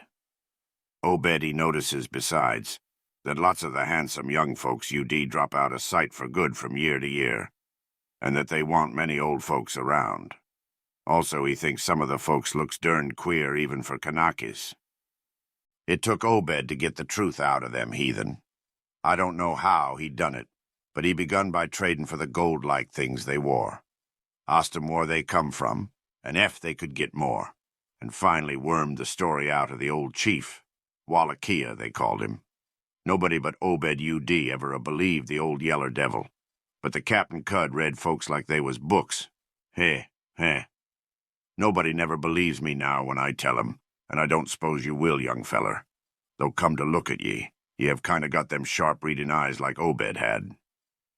The old man's whisper grew fainter, and I found myself shuddering at the terrible and sincere portentousness of his intonation, even though I knew his tale could be nothing but drunken fantasy. Wal, sir, Obed he larnt that they's things on this arth as most folks never heerd about, and wouldn't believe ef they did hear. It seems these Kanakis was sacrificing heaps of their young men and maidens to some kind of god things that lived under the sea, and getting all kinds of favor in return. They met the things on the little islet with the queer ruins, and it seems them awful pictures of frogfish monsters was supposed to be pictures of these things. Maybe they was the kind of critters as got all the mermaid stories and sech started. They had all kinds of cities on the sea bottom, and this island was heaved up from there. Seems they was some of the things alive in the stone buildings when the island come up sudden to the surface. That's how the Kanakis got wind they was down there. Made sign talk as soon as they got over being skeert, and pieced up a bargain afore long. Them things liked human sacrifices. Had 'em ages afore, but lost track of the upper world arter a time. What they done to the victims it ain't for me to say, and I guess Obed wa'n't none too sharp about asking. But it was all right with the heathens because they'd been having a hard time and was desperate about everything. They give a sartin number of young folks to the sea things twict every year, May Eve and Halloween, reg'lar as could be. Also give some of the carved knickknacks they made. What the things agreed to give in return was plenty of fish. They druv 'em in from all over the sea, and a few gold-like things now and then. Well, as I says, the natives met the things on the little volcanic islet, going there in canoes with the sacrifices, etc., and bringing back any of the gold-like jewels as was coming to 'em. At fust the things didn't never go onto the main island, but arter a time they come to want to. Seems they hankered arter mixin' with the folks, and havin' jint ceremonies on the big days, May Eve and Halloween. You see, they was able to live both in and out of water. What they call amphibians, I guess. The Kanakis told 'em as how folks from the other islands might want to wipe 'em out if they got wind of their being there, but they says they don't care much, because they could wipe out the hull brood of humans ef they was willin' to bother. That is, any as didn't have sartin signs, such as was used once by the lost old ones, whoever they was. But not wantin' to bother, they'd lay low when anybody visited the island. When it come to mattin' with them toad-looking fishes, the Kanakis kind of balked, but finally they larnt something as put a new face on the matter. Seems that human folks has got a kind of relation to sech water beasts, that everything alive come out of the water onct, and only needs a little change to go back again. Them things told the Kanakis that ef they mixed bloods, there'd be children as UD look human at fust, but later turn more and more like the things, till finally they'd take to the water and jine the main lot of things down there. And this is the important part, young feller. Them as turned into fish things and went into the water wouldn't never die. Them things never died except they was killed violent. Well, sir, it seems by the time Obed knowed them islanders, they was all full of fish blood from them deep water things. When they got old and begun to show it, they was kept hid until they felt like taking to the water and quitting the place. Some was more tech than others, and some never did change quite enough to take to the water. But mostly they turned out just the way them things said. Them as was born more like the things changed arly, but them as was nearly human sometimes stayed on the island till they was past 70, though they'd usually go down under for trial trips afore that. Folks as had took to the water generally come back a good deal to visit. So's a man UD often be a-talking to his own 5 times great-grandfather, who'd left the dry land a couple of 100 years or so afore. Everybody got out of the idea dyin', except in canoe wars with the other islanders, or as sacrifices to the sea gods down below, or from snakebite or plague or sharp gallopin' ailments or somethin' afore they could take to the water, but simply looked for'ard to a kind of change that wa'n't a bit horrible arter a while. They thought what they'd got was well with all they'd had to give up, and I guess Obed kind of come to think the same hisself when he chewed over old Wallachiyah's story a bit. Wallachiyah, though, was one of the few as hadn't got none of the fish blood, being of a royal line that intermarried with royal lines on other islands. Wallachiyah, he showed Obed a lot of rites and incantations as had to do with the sea things, and let him see some of the folks in the village as had changed a lot from human shape. Somehow or other, though, he never would let him see one of the regular things from right out of the water. In the end, he give him a funny kind of thingamajig made out of lead or something, that he said UD bring up the fish things from any place in the water where they might be a nest of 'em. The idea was to drop it down with the right kind of prayers and sech. Wallachiyah allowed as the things was scattered all over the world, so's anybody that looked about could find a nest and bring 'em up if they was wanted.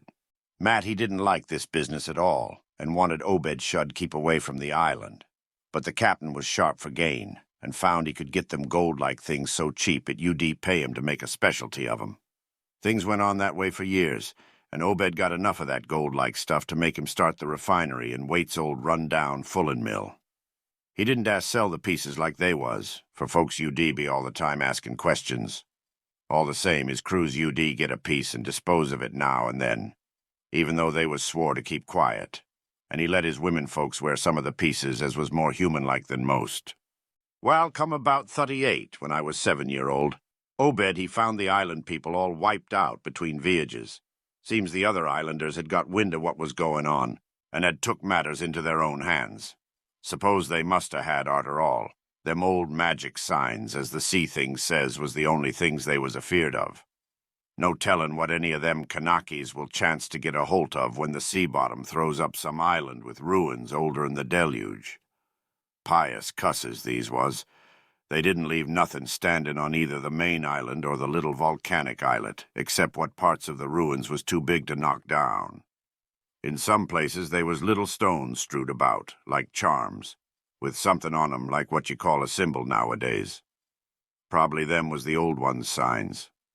Folks all wiped out, no trace of no gold-like things, and none of the nearby Kanakis UD breathe a word about the matter. Wouldn't even admit they'd ever been any people on that island. That naturally hit Obed pretty hard, seeing as his normal trade was doing very poor. It hit the whole of Innsmouth, too, because in seafaring days what profited the master of a ship generally profited the crew proportionate. Most of the folks around the town took the hard times kind of sheep-like and resigned, but they was in bad shape because the fishing was petering out and the mills wa'n't doing none too well. Then's the time Obed begun a cursin' at the folks for being dull sheep and praying to a Christian heaven as didn't help 'em none. He told 'em he'd knowed of folks as prayed to gods that gives something you really need, and says ef a good bunch of men UD stand by him, he could maybe get a holt of sartin powers as UD bring plenty of fish and quite a bit of gold. Of course, them as sarved on the Sumatry Queen and seed the island knowed what he meant, and wa'n't none too anxious to get close to see things like they'd heard tell on. But them as didn't know what 'twas all about got kind of swayed by what Obed had to say, and begun to ask him what he could do to set 'em on the way to the faith as UD bring 'em results. Here the old man faltered, mumbled and lapsed into a moody and apprehensive silence, glancing nervously over his shoulder and then turning back to stare fascinatedly at the distant black reef. When I spoke to him, he did not answer, so I knew I would have to let him finish the bottle. The insane yarn I was hearing interested me profoundly, for I fancied there was contained within it a sort of crude allegory, based upon the strangenesses of Innsmouth, and elaborated by an imagination at once creative and full of scraps of exotic legend. Not for a moment did I believe that the tale had any really substantial foundation, but nonetheless the account held a hint of genuine terror, if only because it brought in references to strange jewels clearly akin to the malign tiara I had seen at Newburyport. Perhaps the ornaments had, after all, come from some strange island, and possibly the wild stories were lies of the bygone Obed himself, rather than of this antique toper. I handed Zadok the bottle, and he drained it to the last drop. It was curious how he could stand so much whiskey, for not even a trace of thickness had come into his high, wheezy voice. He licked the nose of the bottle and slipped it into his pocket, then beginning to nod and whisper softly to himself. I bent close to catch any articulate words he might utter, and thought I saw a sardonic smile behind the stained, bushy whiskers. Yes, he was really forming words, and I could grasp a fair proportion of them. Poor Matt. Matty Alice was agin it. Tried to line up the folks on his side and had long talks with the preachers. No use. They run the congregational parson out of town, and the Methodist feller quit. Never did see resolved Babcock, the Baptist parson, agin, wrath of Jehovah. I was a mighty little critter, but I heard what I heard and seen what I seen. Dagon and Ashtoreth, Belial and Beelzebub, golden calf and the idols of Canaan and the Philistines, Babylonish abominations, Mene, Tekel, Upharsin. He stopped again, and from the look in his watery blue eyes I feared he was close to a stupor after all. But when I gently shook his shoulder, he turned on me with astonishing alertness and snapped out some more obscure phrases. Don't believe me, hey? Heh. Then just tell me, young feller. Why, Captain Obed and 20-odd other folks used to row out to Devil Reef in the dead of night and chant things so loud you could hear 'em all over town when the wind was right. Tell me that, hey? And tell me why Obed was allus dropping heavy things down into the deep water t'other side of the reef where the bottom shoots down like a cliff lower'n you can sound. Tell me what he done with that funny-shaped lead thingamajig as Wallachia give him. Hey, boy? And what did they all howl on May Eve and again the next Halloween? And why'd the new church parsons, fellers as used to be sailors, wear them queer robes and cover theirselves with them gold-like things Obed brung? Hey? The watery blue eyes were almost savage and maniacal now, and the dirty white beard bristled electrically. Old Zadok probably saw me shrink back, for he had begun to cackle evilly. Ha, beginning to see, hey? Maybe you'd like to have been me in them days, when I seed things at night out to sea from the cupola top of my house. Oh, I can tell you, little pitchers have big ears, and I wa'n't missing nothing of what was gossiped about Captain Obed and the folks out to the reef. Ha. How about the night I took my pa's ship's glass up to the cupola and seed the reef a-bristling thick with shapes that dove off quick soon's the moon riz? Obed and the folks was in a dory, but them shapes dove off the far side into the deep water and never come up. How'd you like to be a little shaver alone up in a cupola a-watching shapes as weren't human shapes? Hey, ha, ha, ha, ha. The old man was getting hysterical, and I began to shiver with a nameless alarm. He laid a gnarled claw on my shoulder, and it seemed to me that its shaking was not altogether that of mirth. Suppose one night you seed something heavy heaved off an Obed's dory beyond the reef, and then larn next day a young feller was missing from home. Hey? Did anybody ever see hide or hair of Hiram Gilman again? Did they? And Nick Pierce and Llewellyn Waite and Adoniram Southwick and Henry Garrison? Hey? Heh heh heh heh. Shapes talking sign language with their hands. Them as had real hands. Well, sir, that was the time Obed begun to get on his feet again. Folks see his 3 darters a-wearing gold-like things as nobody'd never see on 'em afore, and smoke started coming out of the refinery chimbley. Other folks were prospering, too. Fish begun to swarm into the harbor fit to kill, and heaven knows what size cargoes we begun to ship out to Newburyport, Arkham, and Boston. 'Twas then Obed got the old branch railroad put through. Some Kingsport fishermen heard about the catch and come up in sloops, but they was all lost.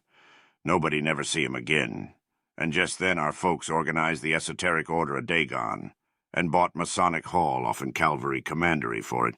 Hey, hey, hey. Matt Elliott was a mason and egging the sellin', but he dropped out of sight just then. Remember, I ain't saying Obed was set on heaven things just like they was on that Kanaki Isle. I don't think he aimed at fuss to do no mixin', nor raise no young'uns to take to the water and turn into fishes with eternal life. He wanted them gold things and was willin' to pay heavy, and I guess the others was satisfied for a while. Come in 46, the town done some lookin' and thinkin' for itself. Too many folks missin'. Too much wild preachin' at meetin' of a Sunday. Too much talk about that reef. I guess I done a bit by tellin' Selectman Mowry what I see from the cupola. They was a party one night as follered Obed's crowd out to the reef, and I heard shots betwixt the dories. Next day Obed and 32 others was in jail, with everybody a-wonderin' just what was afoot, and just what charge agin 'em could be got to Holt. God, if anybody'd looked ahead. A couple of weeks later, when nothing had been throwed into the sea for that long. Zadok was showing signs of fright and exhaustion, and I let him keep silence for a while, though glancing apprehensively at my watch. The tide had turned and was coming in now, and the sound of the waves seemed to arouse him. I was glad of that tide, for at high water the fishy smell might not be so bad. Again I strained to catch his whispers. That awful night. I seed 'em. I was up in the cupola. Hordes of 'em. Swarms of 'em. All over the reef and swimming up the harbor into the Monuxet. God, what happened in the streets of Innsmouth that night? They rattled our door, but Pap wouldn't open. Then he clumb out the kitchen winder with his musket to find Selectman Mowry and see what he could do. Mounds of the dead and the dyin'. Shots and screams. Shoutin' in Old Squaw and Town Square and New Church Green. Jail throwed open. Proclamation. Treason. Called it the plague when folks come in and found half our people missin'. Nobody left but them as UD jine in with Obed and them things or else keep quiet. Never heard of my Pap no more. The old man was panting and perspiring profusely. His grip on my shoulder tightened. Everything cleaned up in the morning, but they was traces. Obed, he kinda takes charge and says things is going to be changed. Others'll worship with us at meetin' time, and sartin houses has got to entertain guests. They wanted to mix like they done with the Kanakis, and he for one didn't feel bound to stop 'em. Far gone was Obed, just like a crazy man on the subject. He says they brung us fish and treasure and shut of what they hankered arter. Nothing was to be different on the outside. Only we was to keep shy of strangers we knowed what was good for us. We all had to take the oath of Dagon, and later on they was second and third oaths that some on us took. Them as UD help special, UD get special rewards, gold and sech. No use balkin', for they was millions of 'em down there. They'd rather not start rising and wiping out humankind, but if they was gave away and forced to, they could do a lot toward just that. We didn't have them old charms to cut 'em off like folks in the South Sea did, and them Kanakis wouldn't never give away their secrets. Yield up enough sacrifices and savage knickknacks and harborage in the town when they wanted it, and they'd let well enough alone. Wouldn't bother no strangers as might bear tales outside. That is, without they got pryin'. All in the band of the faithful, order a Dagon, and the children should never die, but go back to the Mother Hydra and Father Dagon what we all come from amongst. Ia, Cthulhu Ftagen, Funglui Miglawunaf Cthulhu Rolia Wuganagal Ftagen. Old Zadok was fast lapsing into stark raving, and I held my breath. Poor old soul, to what pitiful depths of hallucination had his liquor, plus his hatred of the decay, alienage and disease around him, brought that fertile, imaginative brain. He began to moan now, and tears were coursing down his channeled cheeks into the depths of his beard. God, what I seen sankt I was 15-year-old. Many tekel upharsen. The folks as was missin', and them as ent theirselves. Them as told things in Arkham or Ipswich or sech places was all called crazy. Like you're a-callin' me right now. But God, what I seen. They'd a-kilt me long ago for what I know. Only I'd took the fust and second oaths of Dagon off an Obed. So was protected unless in a jury of 'em proved I told things knowin' and deliberate. But I wouldn't take the third oath. I'd a-died ruther'n take that. It got wuss around Civil War time when children born sankt 46 begun to grow up. Some of 'em, that is. I was afeard. Never did no pryin' arter that awful night, and never see one of them close to in all my life. That is, never no full-blooded one. I went to the war, and if I'd had any guts or sense I'd never come back, but settled away from here. But folks wrote me things once so bad. That, I suppose, was because government draft men was in town arter 63. Arter the war it was just as bad again. People begun to fall off, mills and shops shut down, shipping stopped and the harbor choked up, railroad give up. But they never stopped swimming in and out of the river from that cursed reef of Satan, and more attic windows got boarded up, and more noises was heard in houses as wa'n't supposed to have nobody in 'em. Folks outside have their stories about us. Suppose you've heard a-plenty on 'em, seeing what questions you asked.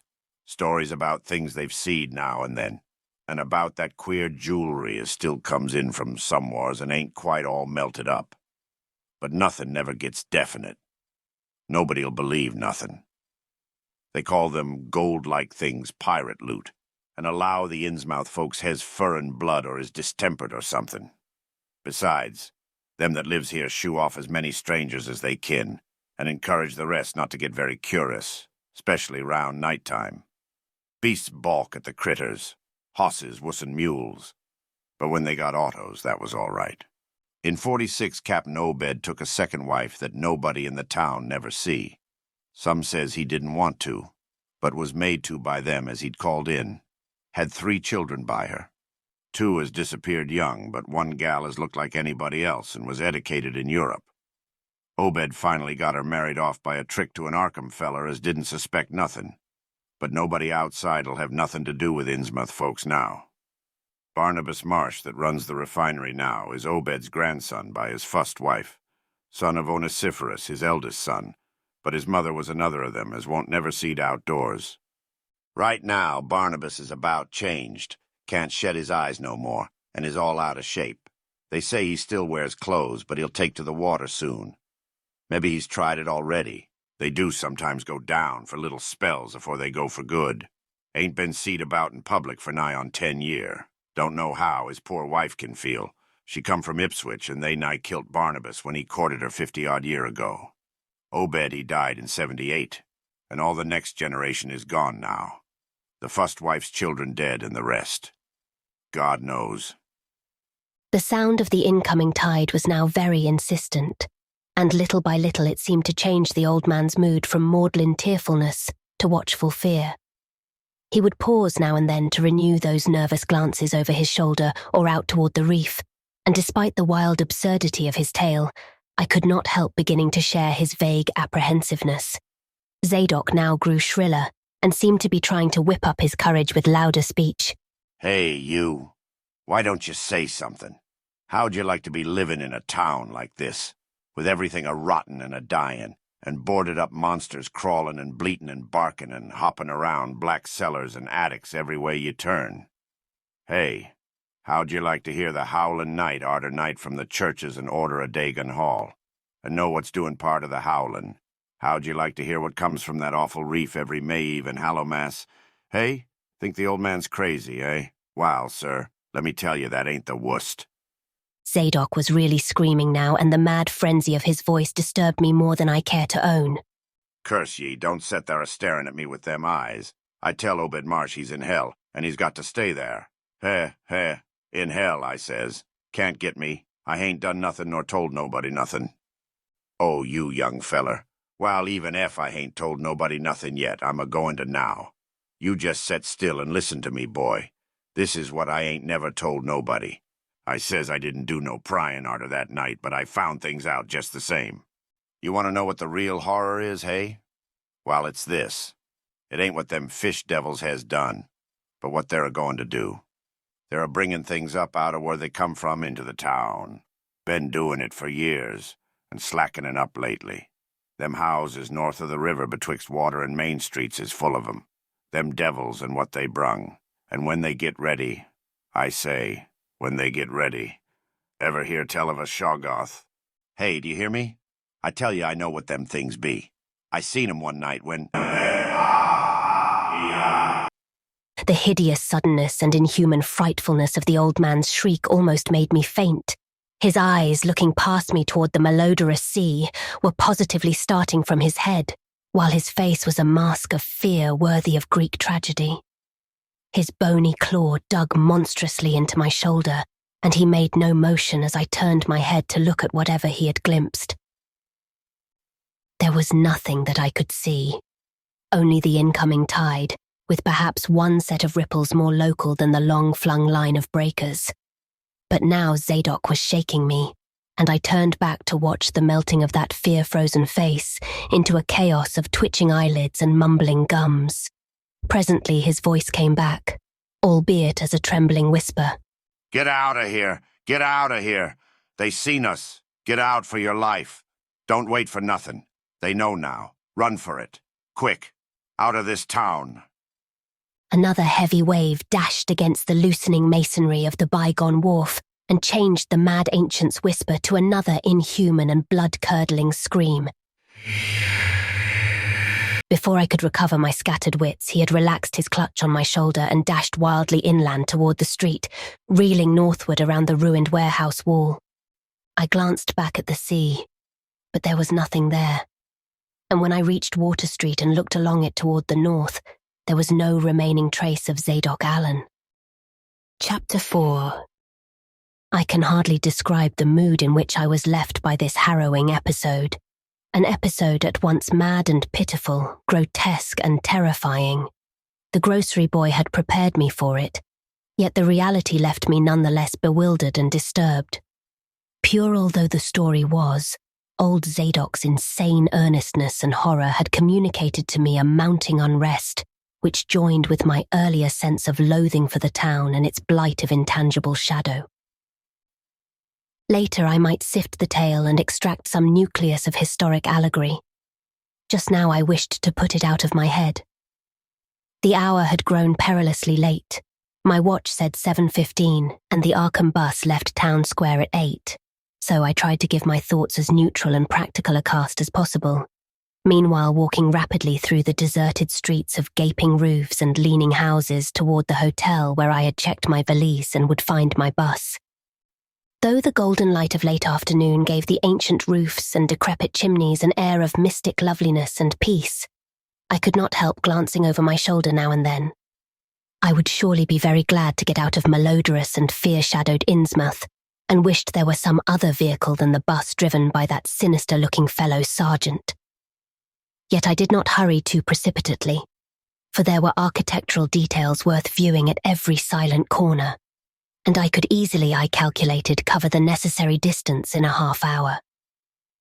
Studying the grocery youth's map and seeking a route I had not traversed before, I chose Marsh Street instead of State for my approach to Town Square.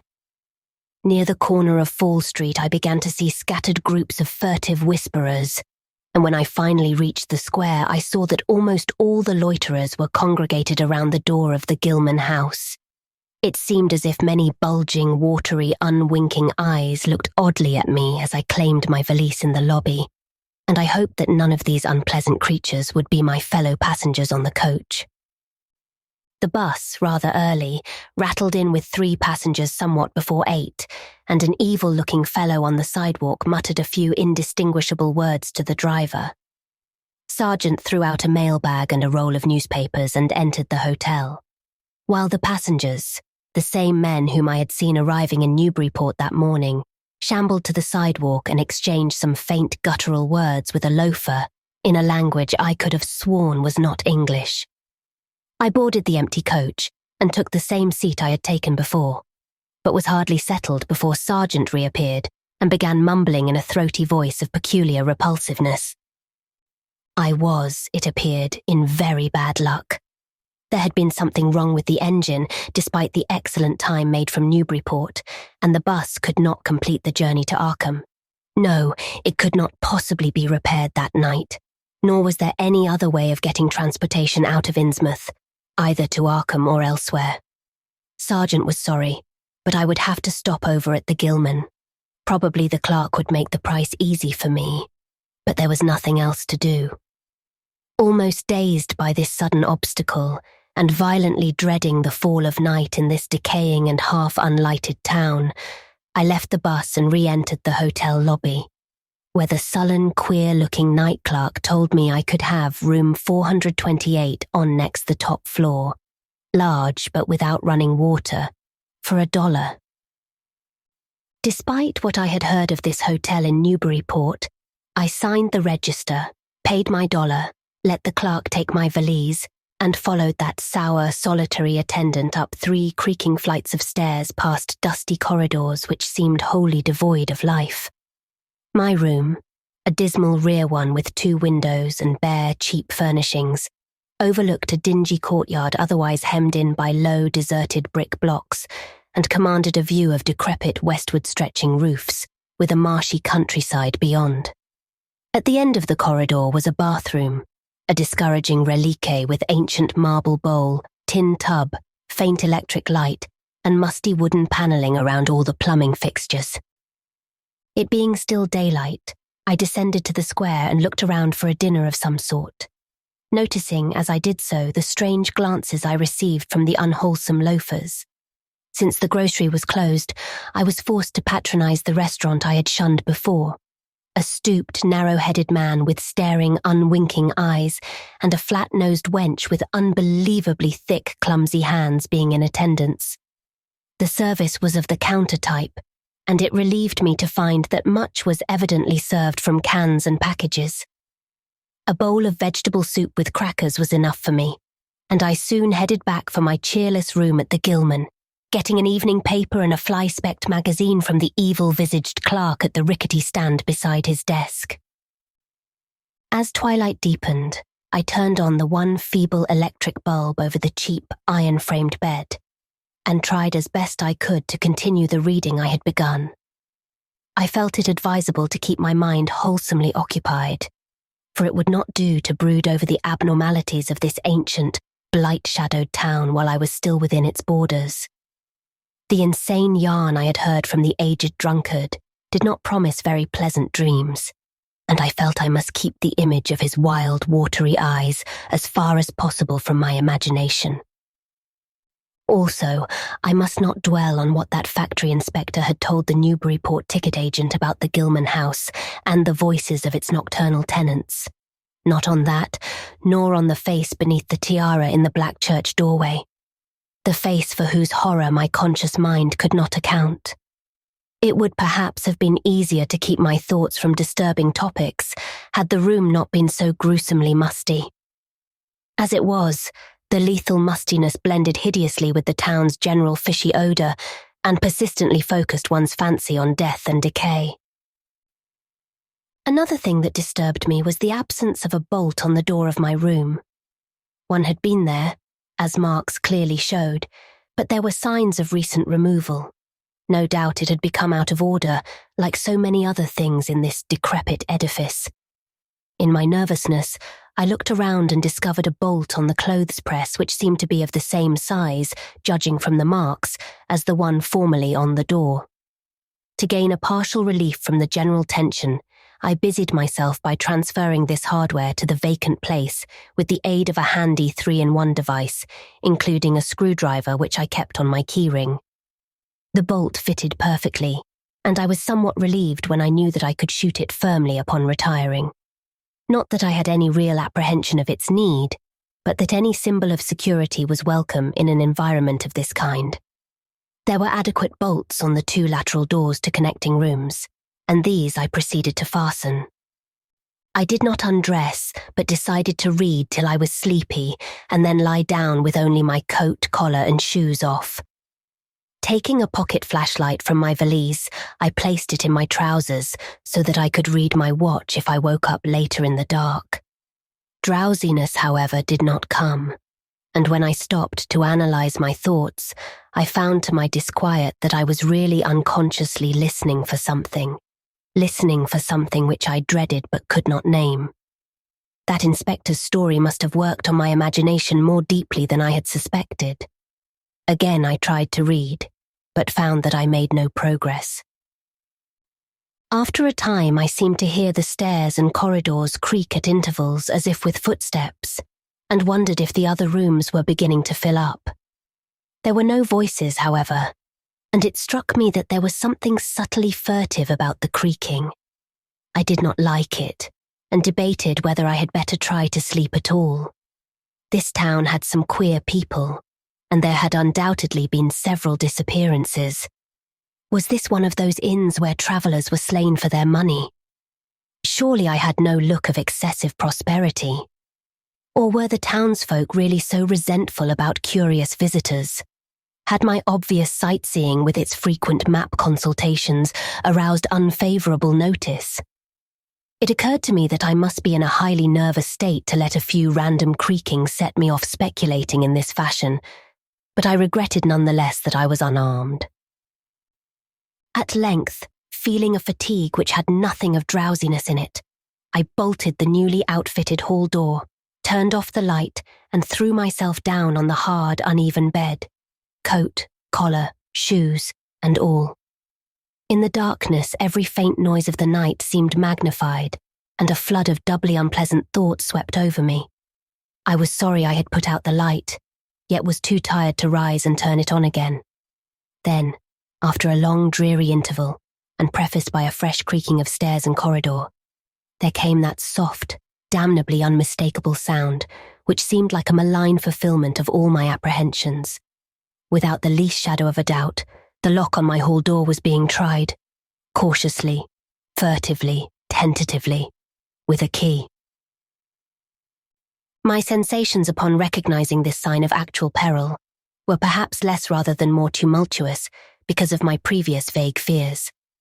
I had been, albeit without definite reason, instinctively on my guard, and that was to my advantage in the new and real crisis, whatever it might turn out to be. Nevertheless, the change in the menace from vague premonition to immediate reality was a profound shock, and fell upon me with the force of a genuine blow. It never once occurred to me that the fumbling might be a mere mistake.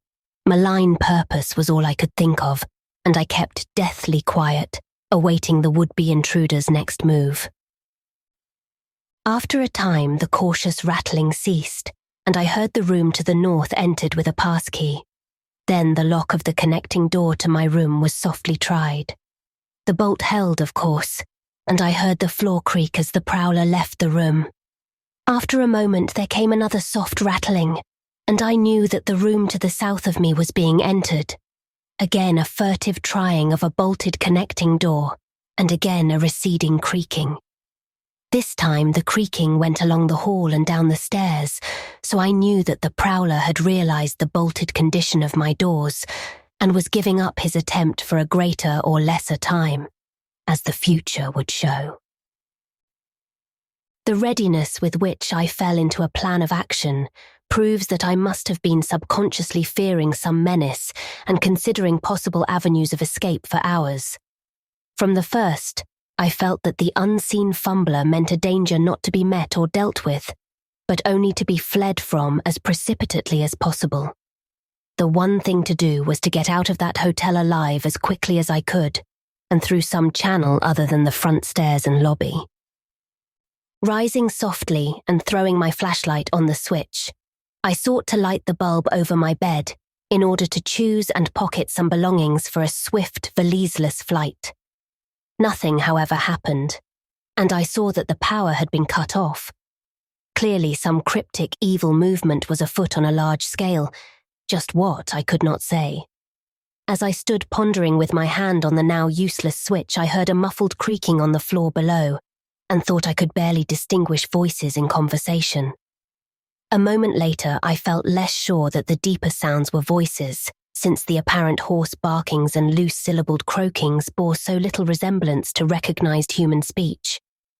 Then I thought with renewed force of what the factory inspector had heard in the night in this mouldering and pestilential building. Having filled my pockets with the flashlight's aid, I put on my hat and tiptoed to the windows to consider chances of descent. Despite the state's safety regulations, there was no fire escape on this side of the hotel, and I saw that my windows commanded only a sheer 3-story drop to the cobbled courtyard. On the right and left, however, some ancient brick business blocks abutted on the hotel, their slant roofs coming up to a reasonable jumping distance from my 4th-story level. To reach either of these lines of buildings, I would have to be in a room 2 doors from my own, in one case on the north and in the other case on the south, and my mind instantly set to work calculating what chances I had of making the transfer. I could not, I decided, risk an emergence into the corridor, where my footsteps would surely be heard and where the difficulties of entering the desired room would be insuperable. My progress, if it was to be made at all, would have to be through the less solidly built connecting doors of the rooms, the locks and bolts of which I would have to force violently, using my shoulder as a battering ram whenever they were set against me. This, I thought, would be possible owing to the rickety nature of the house and its fixtures, but I realized I could not do it noiselessly. I would have to count on sheer speed and the chance of getting to a window before any hostile forces became coordinated enough to open the right door toward me with a pass key. My own outer door I reinforced by pushing the bureau against it, little by little, in order to make a minimum of sound. I perceived that my chances were very slender and was fully prepared for any calamity. Even getting to another roof would not solve the problem, for there would then remain the task of reaching the ground and escaping from the town. One thing in my favor was the deserted and ruinous state of the abutting buildings and the number of skylights gaping blackly open in each row. Gathering from the grocery boy's map that the best route out of town was southward, I glanced first at the connecting door on the south side of the room. It was designed to open in my direction, hence I saw, after drawing the bolt and finding other fastenings in place, it was not a favorable one for forcing. Accordingly, abandoning it as a route, I cautiously moved the bedstead against it to hamper any attack which might be made on it later from the next room. The door on the north was hung to open away from me, and this, though a test proved it to be locked or bolted from the other side, I knew must be my route. If I could gain the roofs of the buildings in Payne Street and descend successfully to the ground level, I might perhaps dart through the courtyard and the adjacent or opposite buildings to Washington or Bates, or else emerge in Payne and edge around southward into Washington. In any case, I would aim to strike Washington somehow and get quickly out of the town square region. My preference would be to avoid Payne, since the fire station there might be open all night. As I thought of these things, I looked out over the squalid sea of decaying roofs below me, now brightened by the beams of a moon not much past full. On the right, the black gash of the river gorge clove the panorama, abandoned factories and railway station clinging barnacle-like to its sides. Beyond it, the rusted railway and the Rowley Road led off through a flat, marshy terrain dotted with islets of higher and drier scrub-grown land. On the left, the creek-threaded countryside was nearer, the narrow road to Ipswich gleaming white in the moonlight. I could not see from my side of the hotel the southward route toward Arkham which I had determined to take. I was irresolutely speculating on when I had better attack the northward door, and on how I could least audibly manage it, when I noticed that the vague noises underfoot had given place to a fresh and heavier creaking of the stairs. A wavering flicker of light showed through my transom, and the boards of the corridor began to groan with a ponderous load. Muffled sounds of possible vocal origin approached, and at length, a firm knock came at my outer door. For a moment I simply held my breath and waited. Eternities seemed to elapse, and the nauseous fishy odour of my environment seemed to mount suddenly and spectacularly. Then the knocking was repeated, continuously and with growing insistence. I knew that the time for action had come, and forthwith drew the bolt of the northward connecting door, bracing myself for the task of battering it open. The knocking waxed louder, and I hoped that its volume would cover the sound of my efforts. At last, beginning my attempt, I lunged again and again at the thin panelling with my left shoulder, heedless of shock or pain. The door resisted even more than I had expected, but I did not give in, and all the while the clamour at the outer door increased. Finally, the connecting door gave, but with such a crash that I knew those outside must have heard. Instantly, the outside knocking became a violent battering, while keys sounded ominously in the hall doors of the rooms on both sides of me. Rushing through the newly opened connection, I succeeded in bolting the northerly hall door before the lock could be turned. But even as I did so, I heard the hall door of the third room, the one from whose window I had hoped to reach the roof below, being tried with a passkey. For an instant I felt absolute despair, since my trapping in a chamber with no window egress seemed complete. A wave of almost abnormal horror swept over me and invested with a terrible but unexplainable singularity the flashlight glimpsed dust prints made by the intruder who had lately tried my door from this room. Then, with a dazed automatism which persisted despite hopelessness, I made for the next connecting door and performed the blind motion of pushing at it in an effort to get through and, granting that fastenings might be as providentially intact as in this second room, bolt the hall door beyond before the lock could be turned from outside. Sheer fortunate chance gave me my reprieve, for the connecting door before me was not only unlocked, but actually ajar. In a second I was through, and had my right knee and shoulder against a hall door which was visibly opening inward. My pressure took the opener off guard, for the thing shut as I pushed, so that I could slip the well-conditioned bolt as I had done with the other door. As I gained this respite, I heard the battering at the two other doors abate, while a confused clatter came from the connecting door I had shielded with the bedstead. Evidently the bulk of my assailants had entered the southerly room and were massing in a lateral attack. But at the same moment a passkey sounded in the next door to the north, and I knew that a nearer peril was at hand. The northward connecting door was wide open, but there was no time to think about checking the already turning lock in the hall.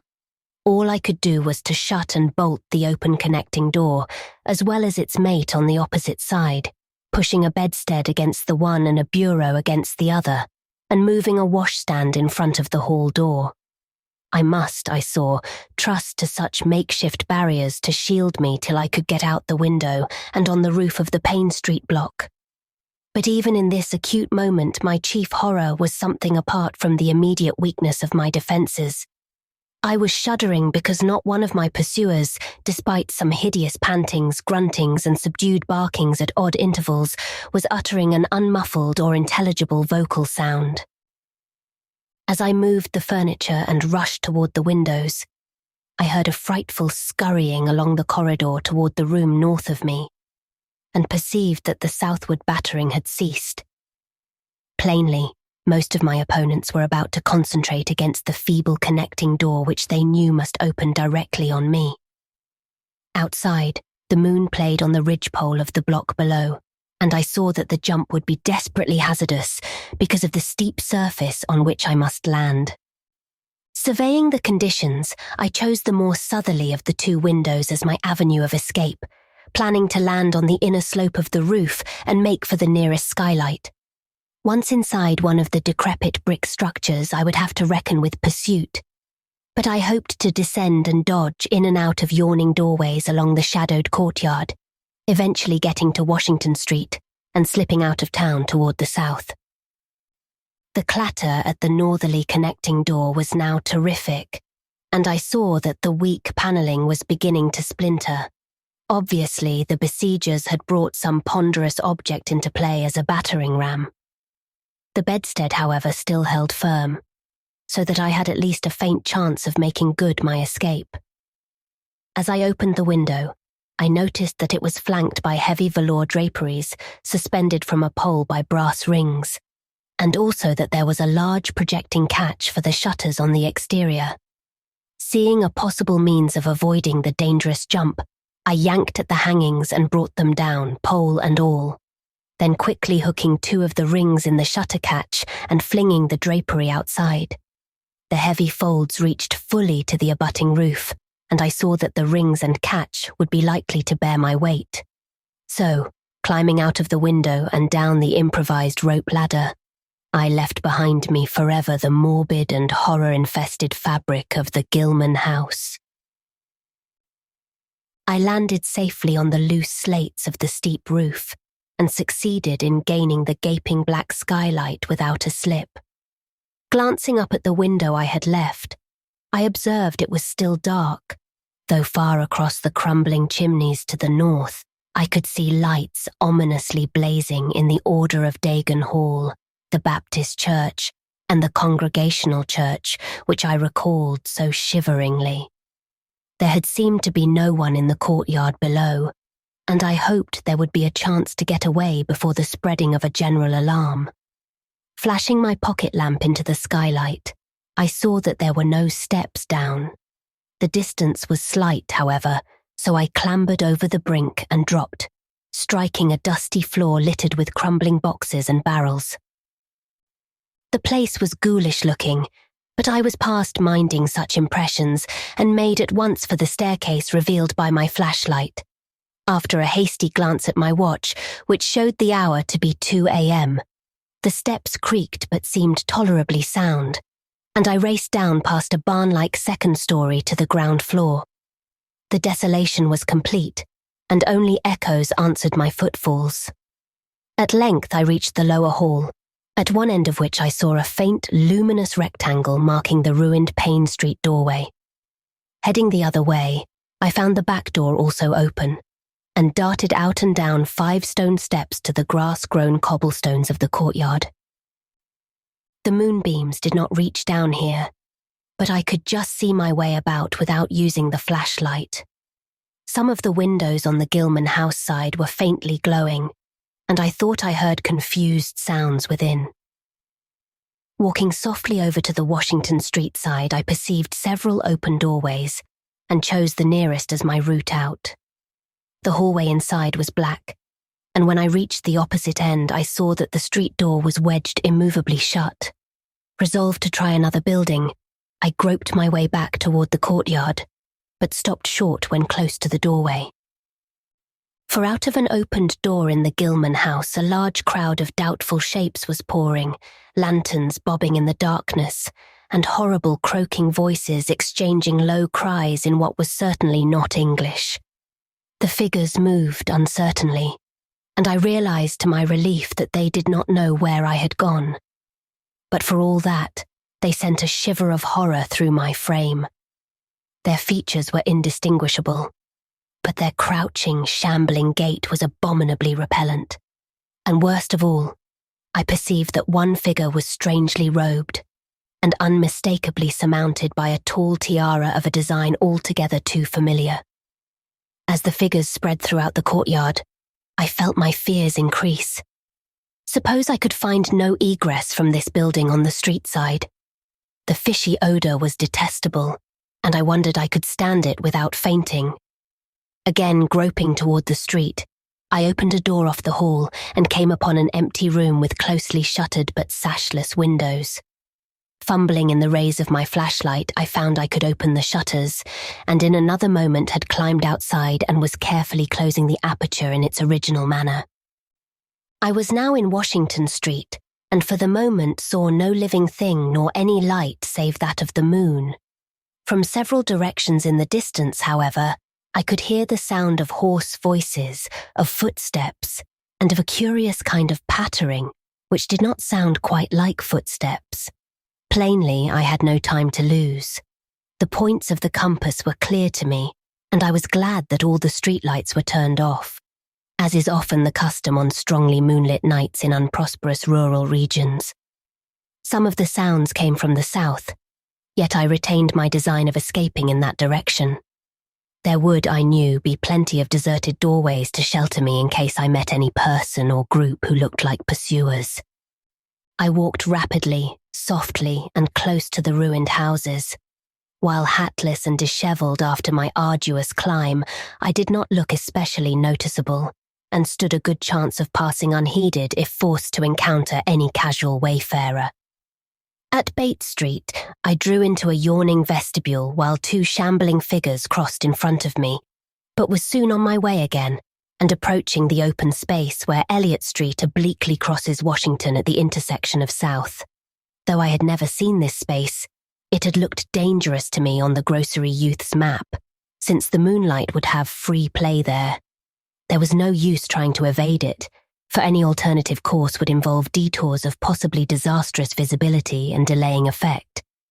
The only thing to do was to cross it boldly and openly, imitating the typical shamble of the Innsmouth folk as best I could, and trusting that no one, or at least no pursuer of mine, would be there. Just how fully the pursuit was organised, and indeed just what its purpose might be, I could form no idea. There seemed to be unusual activity in the town, but I judged that the news of my escape from the Gilman had not yet spread. I would, of course, soon have to shift from Washington to some other southward street, for that party from the hotel would doubtless be after me. I must have left dust prints in that last old building, revealing how I had gained the street. The open space was, as I had expected, strongly moonlit, and I saw the remains of a park-like iron-railed green in its centre. Fortunately, no one was about, though a curious sort of buzz or roar seemed to be increasing in the direction of Town Square. South Street was very wide, leading directly down a slight declivity to the waterfront and commanding a long view out at sea. And I hoped that no one would be glancing up it from afar as I crossed in the bright moonlight. My progress was unimpeded, and no fresh sound arose to hint that I had been spied. Glancing about me, I involuntarily let my pace slacken for a second to take in the sight of the sea, gorgeous in the burning moonlight at the street's end. Far out beyond the breakwater was the dim, dark line of Devil Reef, and as I glimpsed it, I could not help thinking of all the hideous legends I had heard in the last 34 hours. Legends which portrayed this ragged rock as a veritable gateway to realms of unfathomed horror and inconceivable abnormality. Then, without warning, I saw the intermittent flashes of light on the distant reef. They were definite and unmistakable, and awaked in my mind a blind horror beyond all rational proportion. My muscles tightened for panic flight, held in only by a certain unconscious caution and half-hypnotic fascination. And to make matters worse, there now flashed forth from the lofty cupola of the Gilman house, which loomed up to the northeast behind me, a series of analogous though differently spaced gleams which could be nothing less than an answering signal. Controlling my muscles, and realizing afresh how plainly visible I was, I resumed my brisker and feignedly shambling pace, though keeping my eyes on that hellish and ominous reef as long as the opening of South Street gave me a seaward view.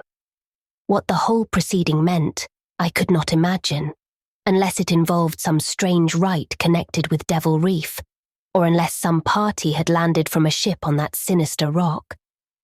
I now bent to the left around the ruinous green, still gazing toward the ocean as it blazed in the spectral summer moonlight. and watching the cryptical flashing of those nameless, unexplainable beacons. It was then that the most horrible impression of all was borne in upon me. The impression which destroyed my last vestige of self-control and set me running frantically southward past the yawning black doorways and fishily staring windows of that deserted nightmare street. For at a closer glance I saw that the moonlit waters between the reef and the shore were far from empty. They were alive with a teeming horde of shapes swimming inward toward the town, and even at my vast distance and in my single moment of perception, I could tell that the bobbing heads and flailing arms were alien and aberrant in a way scarcely to be expressed or consciously formulated. My frantic running ceased before I had covered a block, for at my left, I began to hear something like the hue and cry of organized pursuit. There were footsteps and guttural sounds, and a rattling motor wheezed south along Federal Street. In a second, all my plans were utterly changed, for if the southward highway were blocked ahead of me, I must clearly find another egress from Innsmouth. I paused and drew into a gaping doorway, reflecting how lucky I was to have left the moonlit open space before these pursuers came down the parallel street. A second reflection was less comforting. Since the pursuit was down another street, it was plain that the party was not following me directly. It had not seen me, but was simply obeying a general plan of cutting off my escape. This, however, implied that all roads leading out of Innsmouth were similarly patrolled, for the denizens could not have known what route I intended to take. If this were so, I would have to make my retreat across country away from any road. But how could I do that in view of the marshy and creek-riddled nature of all the surrounding region? For a moment my brain reeled, both from sheer hopelessness and from a rapid increase in the omnipresent fishy odour. Then I thought of the abandoned railway to Rowley, whose solid line of ballasted, weed-grown earth still stretched off to the northwest from the crumbling station on the edge of the river gorge. There was just a chance that the townsfolk would not think of that, since its briar-choked desertion made it half impassable, and the unlikeliest of all avenues for a fugitive to choose. I had seen it clearly from my hotel window, and knew about how it lay. Most of its earlier length was uncomfortably visible from the Rowley Road, and from high places in the town itself, but one could perhaps crawl inconspicuously through the undergrowth. At any rate, it would form my only chance of deliverance, and there was nothing to do but try it. Drawing inside the hall of my deserted shelter, I once more consulted the grocery boy's map with the aid of the flashlight. The immediate problem was how to reach the ancient railway, and I now saw that the safest course was ahead to Babson Street, then west to Lafayette, there edging around but not crossing an open space homologous to the one I had traversed, and subsequently back northward and westward in a zigzagging line through Lafayette, Bates, Adams, and Bank Streets, the latter skirting the river gorge, to the abandoned and dilapidated station I had seen from my window. My reason for going ahead to Babson was that I wished neither to recross the earlier open space, nor to begin my westward course along a cross street as broad as south. Starting once more, I crossed the street to the right-hand side in order to edge around into Babson as inconspicuously as possible. Noises still continued in Federal Street, and as I glanced behind me I thought I saw a gleam of light near the building through which I had escaped. Anxious to leave Washington Street, I broke into a quiet dog trot, trusting to luck not to encounter any observing eye. Next the corner of Babson Street, I saw to my alarm that one of the houses was still inhabited, as attested by curtains at the window, but there were no lights within, and I passed it without disaster. In Babson Street, which crossed Federal and might thus reveal me to the searchers, I clung as closely as possible to the sagging, uneven buildings, twice pausing in a doorway as the noises behind me momentarily increased. The open space ahead shone wide and desolate under the moon, but my route would not force me to cross it. During my second pause, I began to detect a fresh distribution of the vague sounds. and upon looking cautiously out from cover, beheld a motorcar darting across the open space, bound outward along Elliott Street, which there intersects both Babson and Lafayette. As I watched, choked by a sudden rise in the fishy odour after a short abatement, I saw a band of uncouth, crouching shapes loping and shambling in the same direction, and knew that this must be the party guarding the Ipswich Road, since that highway forms an extension of Elliott Street. Two of the figures I glimpsed were in voluminous robes, and one wore a peaked diadem which glistened whitely in the moonlight. The gait of this figure was so odd that it sent a chill through me, for it seemed to me the creature was almost hopping. When the last of the band was out of sight, I resumed my progress, darting around the corner into Lafayette Street and crossing Elliott very hurriedly, lest stragglers of the party be still advancing along that thoroughfare. I did hear some croaking and clattering sounds far off toward Town Square, but accomplished the passage without disaster. My greatest dread was in recrossing broad and moonlit South Street, with its seaward view, and I had to nerve myself for the ordeal. Someone might easily be looking, and possible Elliott Street stragglers could not fail to glimpse me from either of 2 points. At the last moment, I decided I had better slacken my trot and make the crossing as before in the shambling gait of an average Innsmouth native. When the view of the water again opened out, this time on my right, I was half determined not to look at it at all. I could not, however, resist, but cast a sidelong glance as I carefully and imitatively shambled toward the protecting shadows ahead. There was no ship visible, as I had half expected there would be. Instead, the first thing which caught my eye was a small rowboat pulling in toward the abandoned wharves and laden with some bulky tarpaulin-covered object. Its rowers, though distantly and indistinctly seen, were of an especially repellent aspect. Several swimmers were still discernible, while on the far black reef I could see a faint, steady glow unlike the winking beacon visible before, and of a curious colour which I could not precisely identify. Above the slant roofs ahead and to the right there loomed the tall cupola of the Gilman House, but it was completely dark. The fishy odour, dispelled for a moment by some merciful breeze, now closed in again with maddening intensity. I had not quite crossed the street when I heard a muttering band advancing along Washington from the north. As they reached the broad open space where I had had my first disquieting glimpse of the moonlit water, I could see them plainly only a block away, and was horrified by the bestial abnormality of their faces and the dog-like subhumanness of their crouching gait. One man moved in a positively simian way, with long arms frequently touching the ground, while another figure, robed and tiara'd, seemed to progress in an almost hopping fashion. I judged this party to be the one I had seen in the Gilman's courtyard, the one, therefore, most closely on my trail. As some of the figures turned to look in my direction, I was transfixed with fright, yet managed to preserve the casual shambling gait I had assumed. To this day I do not know whether they saw me or not. If they did, my stratagem must have deceived them, for they passed on across the moonlit space without varying their course, meanwhile croaking and jabbering in some hateful guttural patois I could not identify. Once more in shadow, I resumed my former dog trot past the leaning and decrepit houses that stared blankly into the night. Having crossed to the western sidewalk, I rounded the nearest corner into Bates Street, where I kept close to the buildings on the southern side.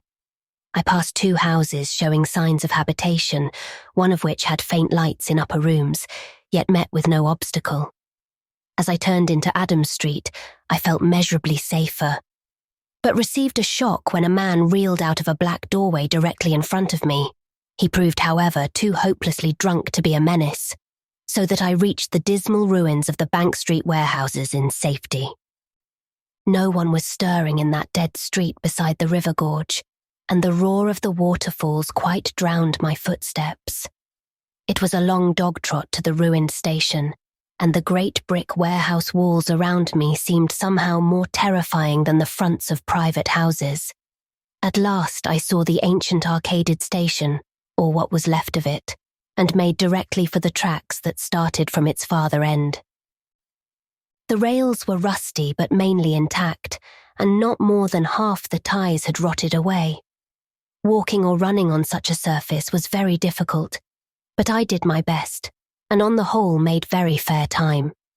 For some distance the line kept on along the gorge's brink, but at length I reached the long-covered bridge where it crossed the chasm at a dizzy height. The condition of this bridge would determine my next step. If humanly possible, I would use it. If not, I would have to risk more street wandering and take the nearest intact highway bridge. The vast barn-like length of the old bridge gleamed spectrally in the moonlight, and I saw that the ties were safe for at least a few feet within. Entering, I began to use my flashlight and was almost knocked down by the cloud of bats that flapped past me. About halfway across there was a perilous gap in the ties which I feared for a moment would halt me, but in the end I risked a desperate jump which fortunately succeeded. I was glad to see the moonlight again when I emerged from that macabre tunnel. The old tracks crossed River Street at grade and at once veered off into a region increasingly rural and with less and less of Innsmouth's abhorrent fishy odour. Here the dense growth of weeds and briars hindered me and cruelly tore my clothes, but I was nonetheless glad that they were there to give me concealment in case of peril. I knew that much of my route must be visible from the Rowley Road. The marshy region began very shortly, with the single track on a low, grassy embankment where the weedy growth was somewhat thinner. Then came a sort of island of higher ground, where the line passed through a shallow open cut choked with bushes and brambles. I was very glad of this partial shelter, since at this point the Rowley Road was uncomfortably near according to my window view. At the end of the cut, it would cross the track and swerve off to a safer distance. But meanwhile, I must be exceedingly careful. I was by this time thankfully certain that the railway itself was not patrolled. Just before entering the cut, I glanced behind me but saw no pursuer. The ancient spires and roofs of decaying Innsmouth gleamed lovely and ethereal in the magic yellow moonlight, and I thought of how they must have looked in the old days before the shadow fell. Then, as my gaze circled inland from the town, something less tranquil arrested my notice and held me immobile for a second. What I saw, or fancied I saw, was a disturbing suggestion of undulant motion far to the south, a suggestion which made me conclude that a very large horde must be pouring out of the city along the level Ipswich Road. The distance was great, and I could distinguish nothing in detail, but I did not at all like the look of that moving column. It undulated too much and glistened too brightly in the rays of the now westering moon. There was a suggestion of sound, too, though the wind was blowing the other way.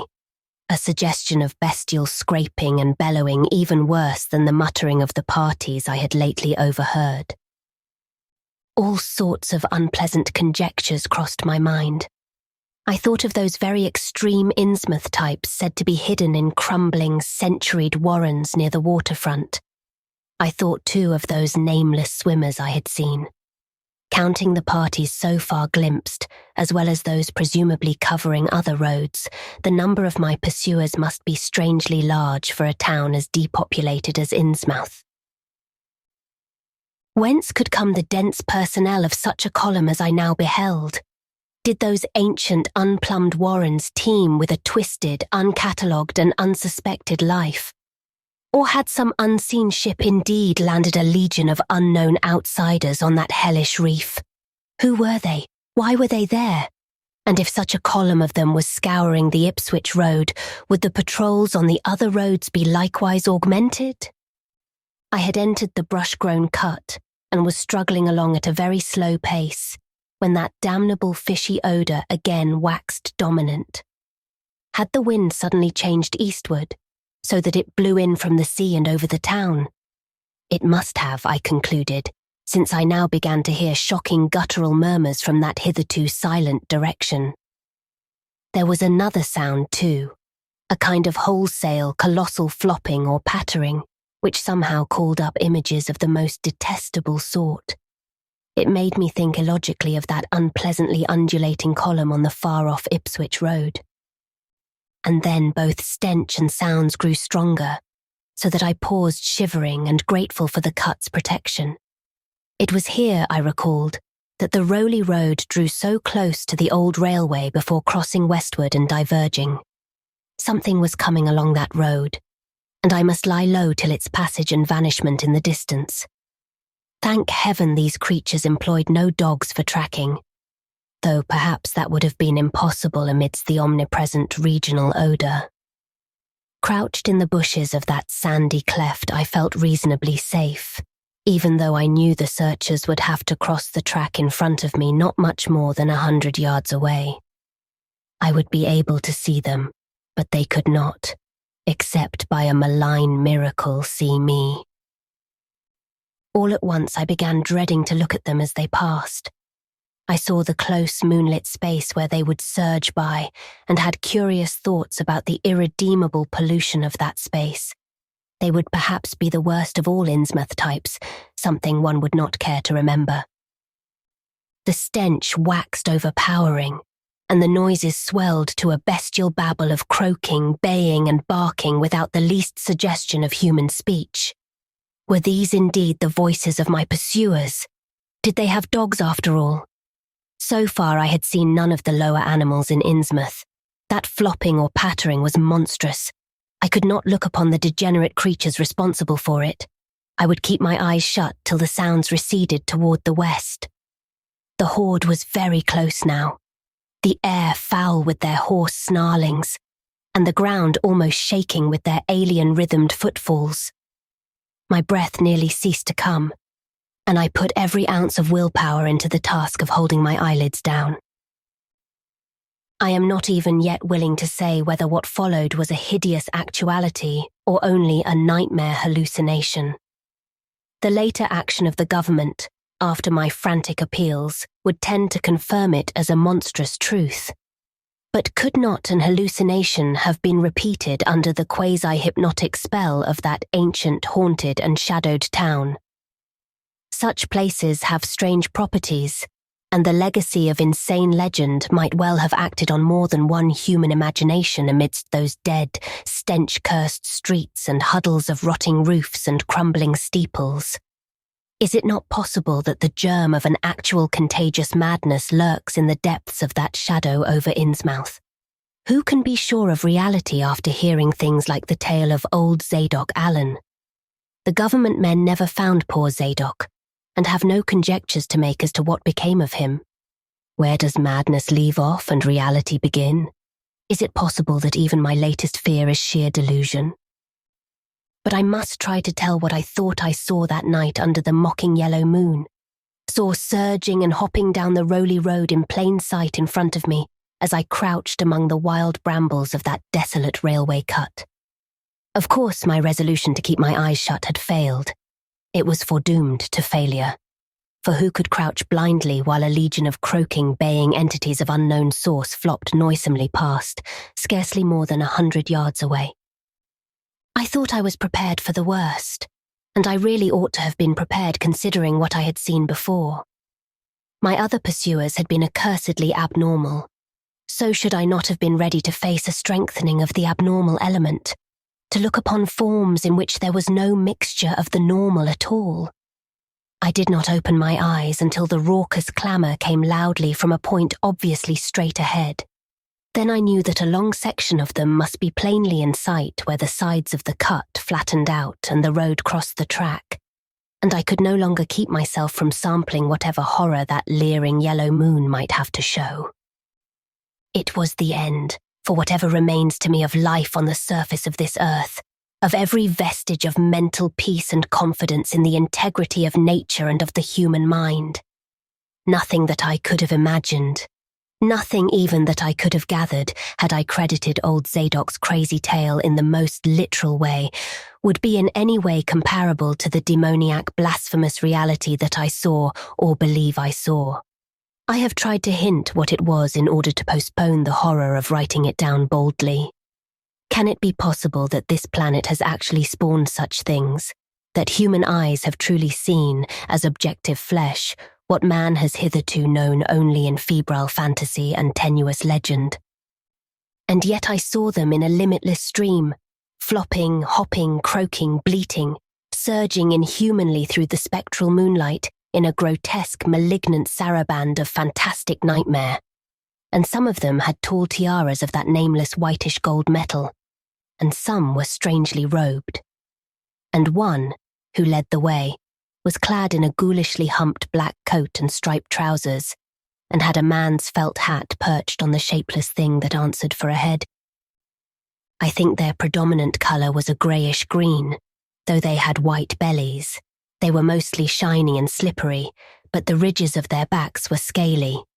Their forms vaguely suggested the anthropoid, while their heads were the heads of fish, with prodigious bulging eyes that never closed. At the sides of their necks were palpitating gills, and their long paws were webbed. They hopped irregularly, sometimes on 2 legs and sometimes on 4. I was somehow glad that they had no more than 4 limbs. Their croaking, baying voices, clearly used for articulate speech, held all the dark shades of expression which their staring faces lacked. But for all of their monstrousness, they were not unfamiliar to me. I knew too well what they must be. For was not the memory of that evil tiara at Newburyport still fresh? They were the blasphemous fish frogs of the nameless design, living and horrible. And as I saw them, I knew also of what that humped, tiaraed priest in the black church basement had so fearsomely reminded me. Their number was past guessing. It seemed to me that there were limitless swarms of them, and certainly my momentary glimpse could have shown only the least fraction. In another instant, everything was blotted out by a merciful fit of fainting, the first I had ever had. Chapter 5. It was a gentle daylight rain that awaked me from my stupor in the brush-grown railway cut, and when I staggered out to the roadway ahead, I saw no trace of any prints in the fresh mud. The fishy odour, too, was gone. Innsmouth's ruined roofs and toppling steeples loomed up greyly toward the southeast, but not a living creature did I spy in all the desolate salt marshes around. My watch was still going and told me that the hour was past noon. The reality of what I had been through was highly uncertain in my mind, but I felt that something hideous lay in the background. I must get away from evil-shadowed Innsmouth, and accordingly I began to test my cramped, wearied powers of locomotion. Despite weakness, hunger, horror, and bewilderment, I found myself after a long time able to walk, so started slowly along the muddy road to Rowley. Before evening I was in the village, getting a meal and providing myself with presentable clothes. I caught the night train to Arkham, and the next day talked long and earnestly with government officials there, a process I later repeated in Boston. With the main result of these colloquies, the public is now familiar, and I wish, for normality's sake, there were nothing more to tell. Perhaps it is madness that is overtaking me, yet perhaps a greater horror or a greater marvel is reaching out. As may well be imagined, I gave up most of the foreplanned features of the rest of my tour, the scenic, architectural and antiquarian diversions on which I had counted so heavily. Nor did I dare look for that piece of strange jewellery said to be in the Miskatonic University Museum. I did, however, improve my stay in Arkham by collecting some genealogical notes I had long wished to possess. Very rough and hasty data, it is true, but capable of good use later on when I might have time to collate and codify them. The curator of the Historical Society there, Mr. E. Lapham Peabody, was very courteous about assisting me, and expressed unusual interest when I told him I was a grandson of Eliza Orne of Arkham, who was born in 1867 and had married James Williamson of Ohio at the age of 17.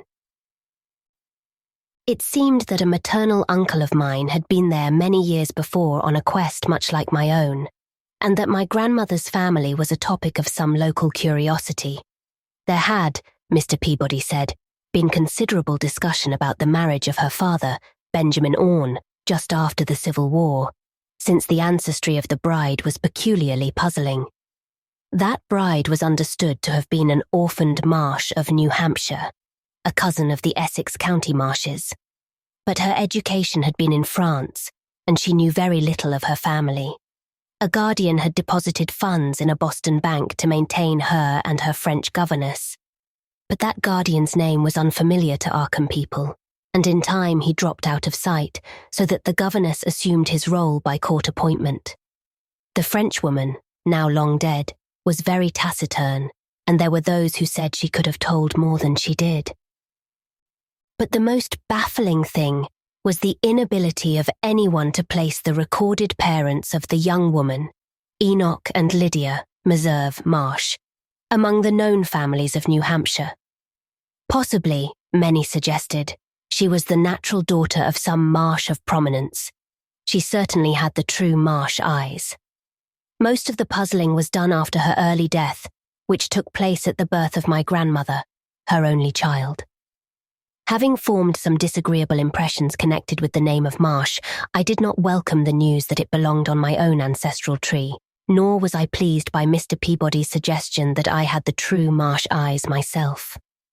However, I was grateful for data which I knew would prove valuable, and took copious notes and lists of book references regarding the well-documented Orne family. I went directly home to Toledo from Boston, and later spent a month at Maumee recuperating from my ordeal. In September, I entered Oberlin for my final year, and from then till the next June was busy with studies and other wholesome activities, reminded of the bygone terror only by occasional official visits from government men in connection with the campaign which my pleas and evidence had started. Around the middle of July, just a year after the Innsmouth experience, I spent a week with my late mother's family in Cleveland, checking some of my new genealogical data with the various notes, traditions, and bits of heirloom material in existence there, and seeing what kind of connected chart I could construct. I did not exactly relish the task, for the atmosphere of the Williamson home had always depressed me. There was a strain of morbidity there, and my mother had never encouraged my visiting her parents as a child, although she always welcomed her father when he came to Toledo.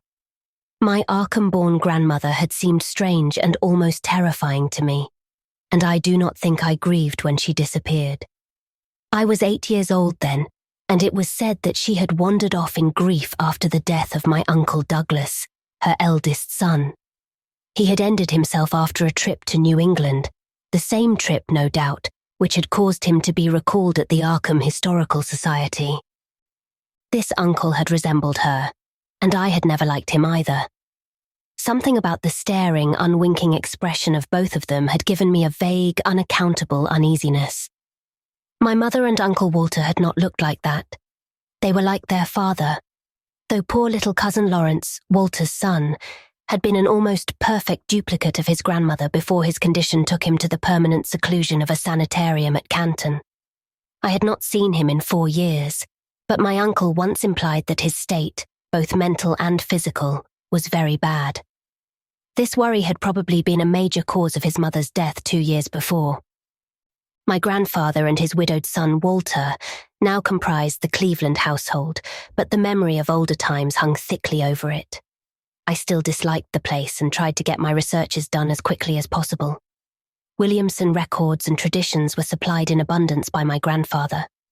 Though for Orne material, I had to depend on my Uncle Walter, who put at my disposal the contents of all his files, including notes, letters, cuttings, heirlooms, photographs, and miniatures.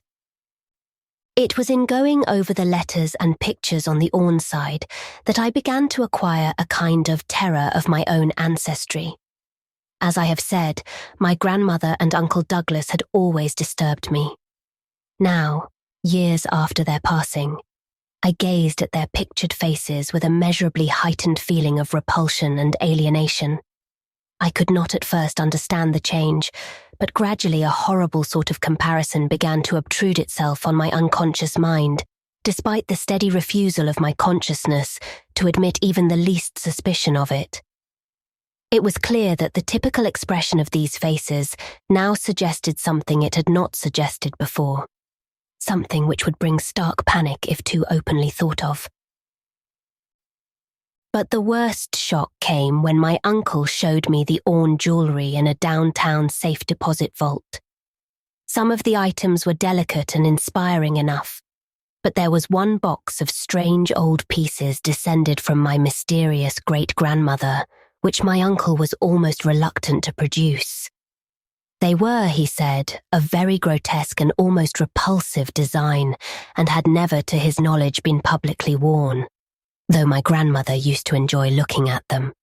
Vague legends of bad luck clustered around them, and my great-grandmother's French governess had said they ought not to be worn in New England, though it would be quite safe to wear them in Europe. As my uncle began slowly and grudgingly to unwrap the things, he urged me not to be shocked by the strangeness and frequent hideousness of the designs. Artists and archaeologists who had seen them pronounced the workmanship superlatively and exotically exquisite, though no one seemed able to define their exact material or assign them to any specific art tradition.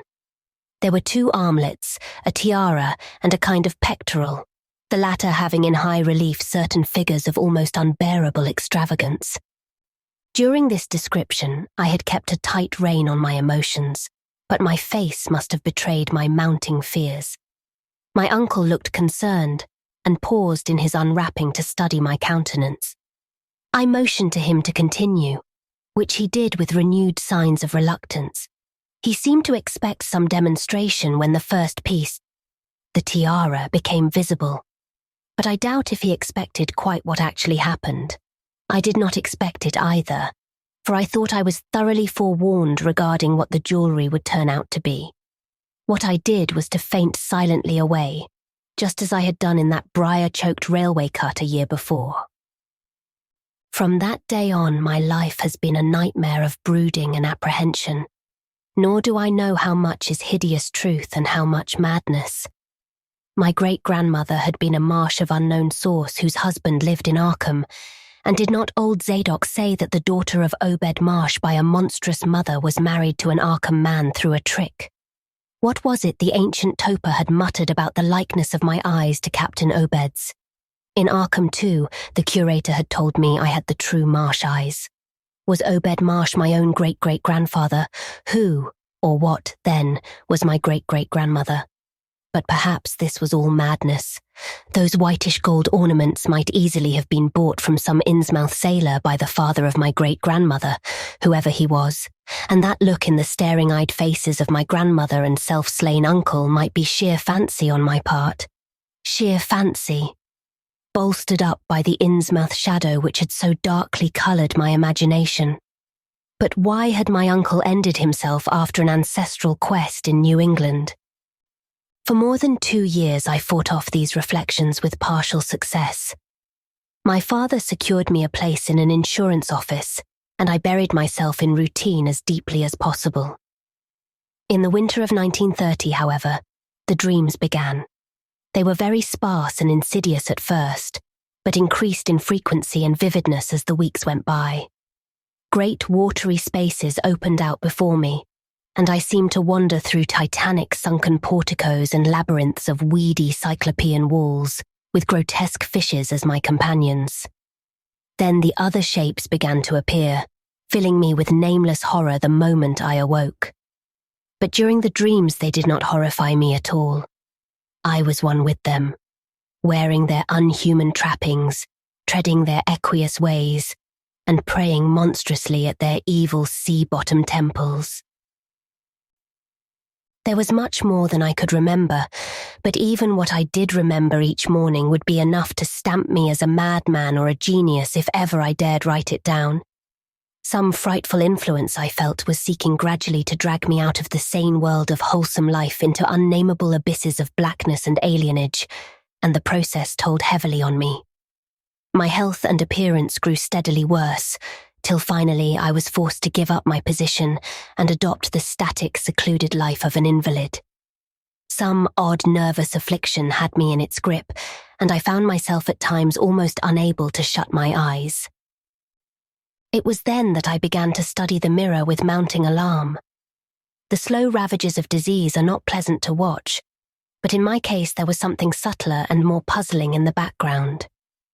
My father seemed to notice it too, for he began looking at me curiously and almost affrightedly. What was taking place in me? Could it be that I was coming to resemble my grandmother and Uncle Douglas?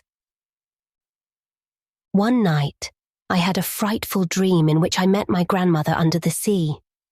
She lived in a phosphorescent palace of many terraces, with gardens of strange leprous corals and grotesque brachiate efflorescences, and welcomed me with a warmth that may have been sardonic. She had changed, as those who take to the water change, and told me she had never died. Instead, she had gone to a spot her dead son had learned about, and had leaped to a realm whose wonders, destined for him as well, he had spurned with a smoking pistol. This was to be my realm too. I could not escape it. I would never die, but would live with those who had lived since before man ever walked the earth. I met also that which had been her grandmother. For 80,000 years, Pethethia Lee had lived in Yahanthle, and thither she had gone back after Obed Marsh was dead. Yahanthle was not destroyed when the Upper Earth men shot death into the sea. It was hurt, but not destroyed. The Deep Ones could never be destroyed, even though the Paleogean magic of the forgotten Old Ones might sometimes check them. For the present, they would rest. But someday, if they remembered, they would rise again for the tribute great Cthulhu craved. It would be a city greater than Innsmouth next time. They had planned to spread, and had brought up that which would help them. But now they must wait once more. For bringing the Upper Earthmen's death I must do a penance, but that would not be heavy. This was the dream in which I saw a Shoggoth for the first time, and the sight set me awake in a frenzy of screaming. That morning the mirror definitely told me I had acquired the Innsmouth look. So far I have not ended myself as my Uncle Douglas did. I bought an automatic and almost took the step, but certain dreams deterred me. The tense extremes of horror are lessening, and I feel queerly drawn toward the unknown sea deeps instead of fearing them. I hear and do strange things in sleep, and awake with a kind of exaltation instead of terror. I do not believe I need to wait for the full change as most have waited. If I did, my father would probably shut me up in a sanitarium as my poor little cousin is shut up. Stupendous and unheard of splendors await me below, and I shall seek them soon. Ia Rulye, Thuluftan. Ia. No, I shall not end myself. I cannot be made to end myself. I shall plan my cousin's escape from that Canton madhouse, and together we shall go to marvel-shadowed Innsmouth. We shall swim out to that brooding reef in the sea and dive down through black abysses to Cyclopean and many-columned Yahanthle, and in that lair of the Deep Ones we shall dwell amidst wonder and glory forever.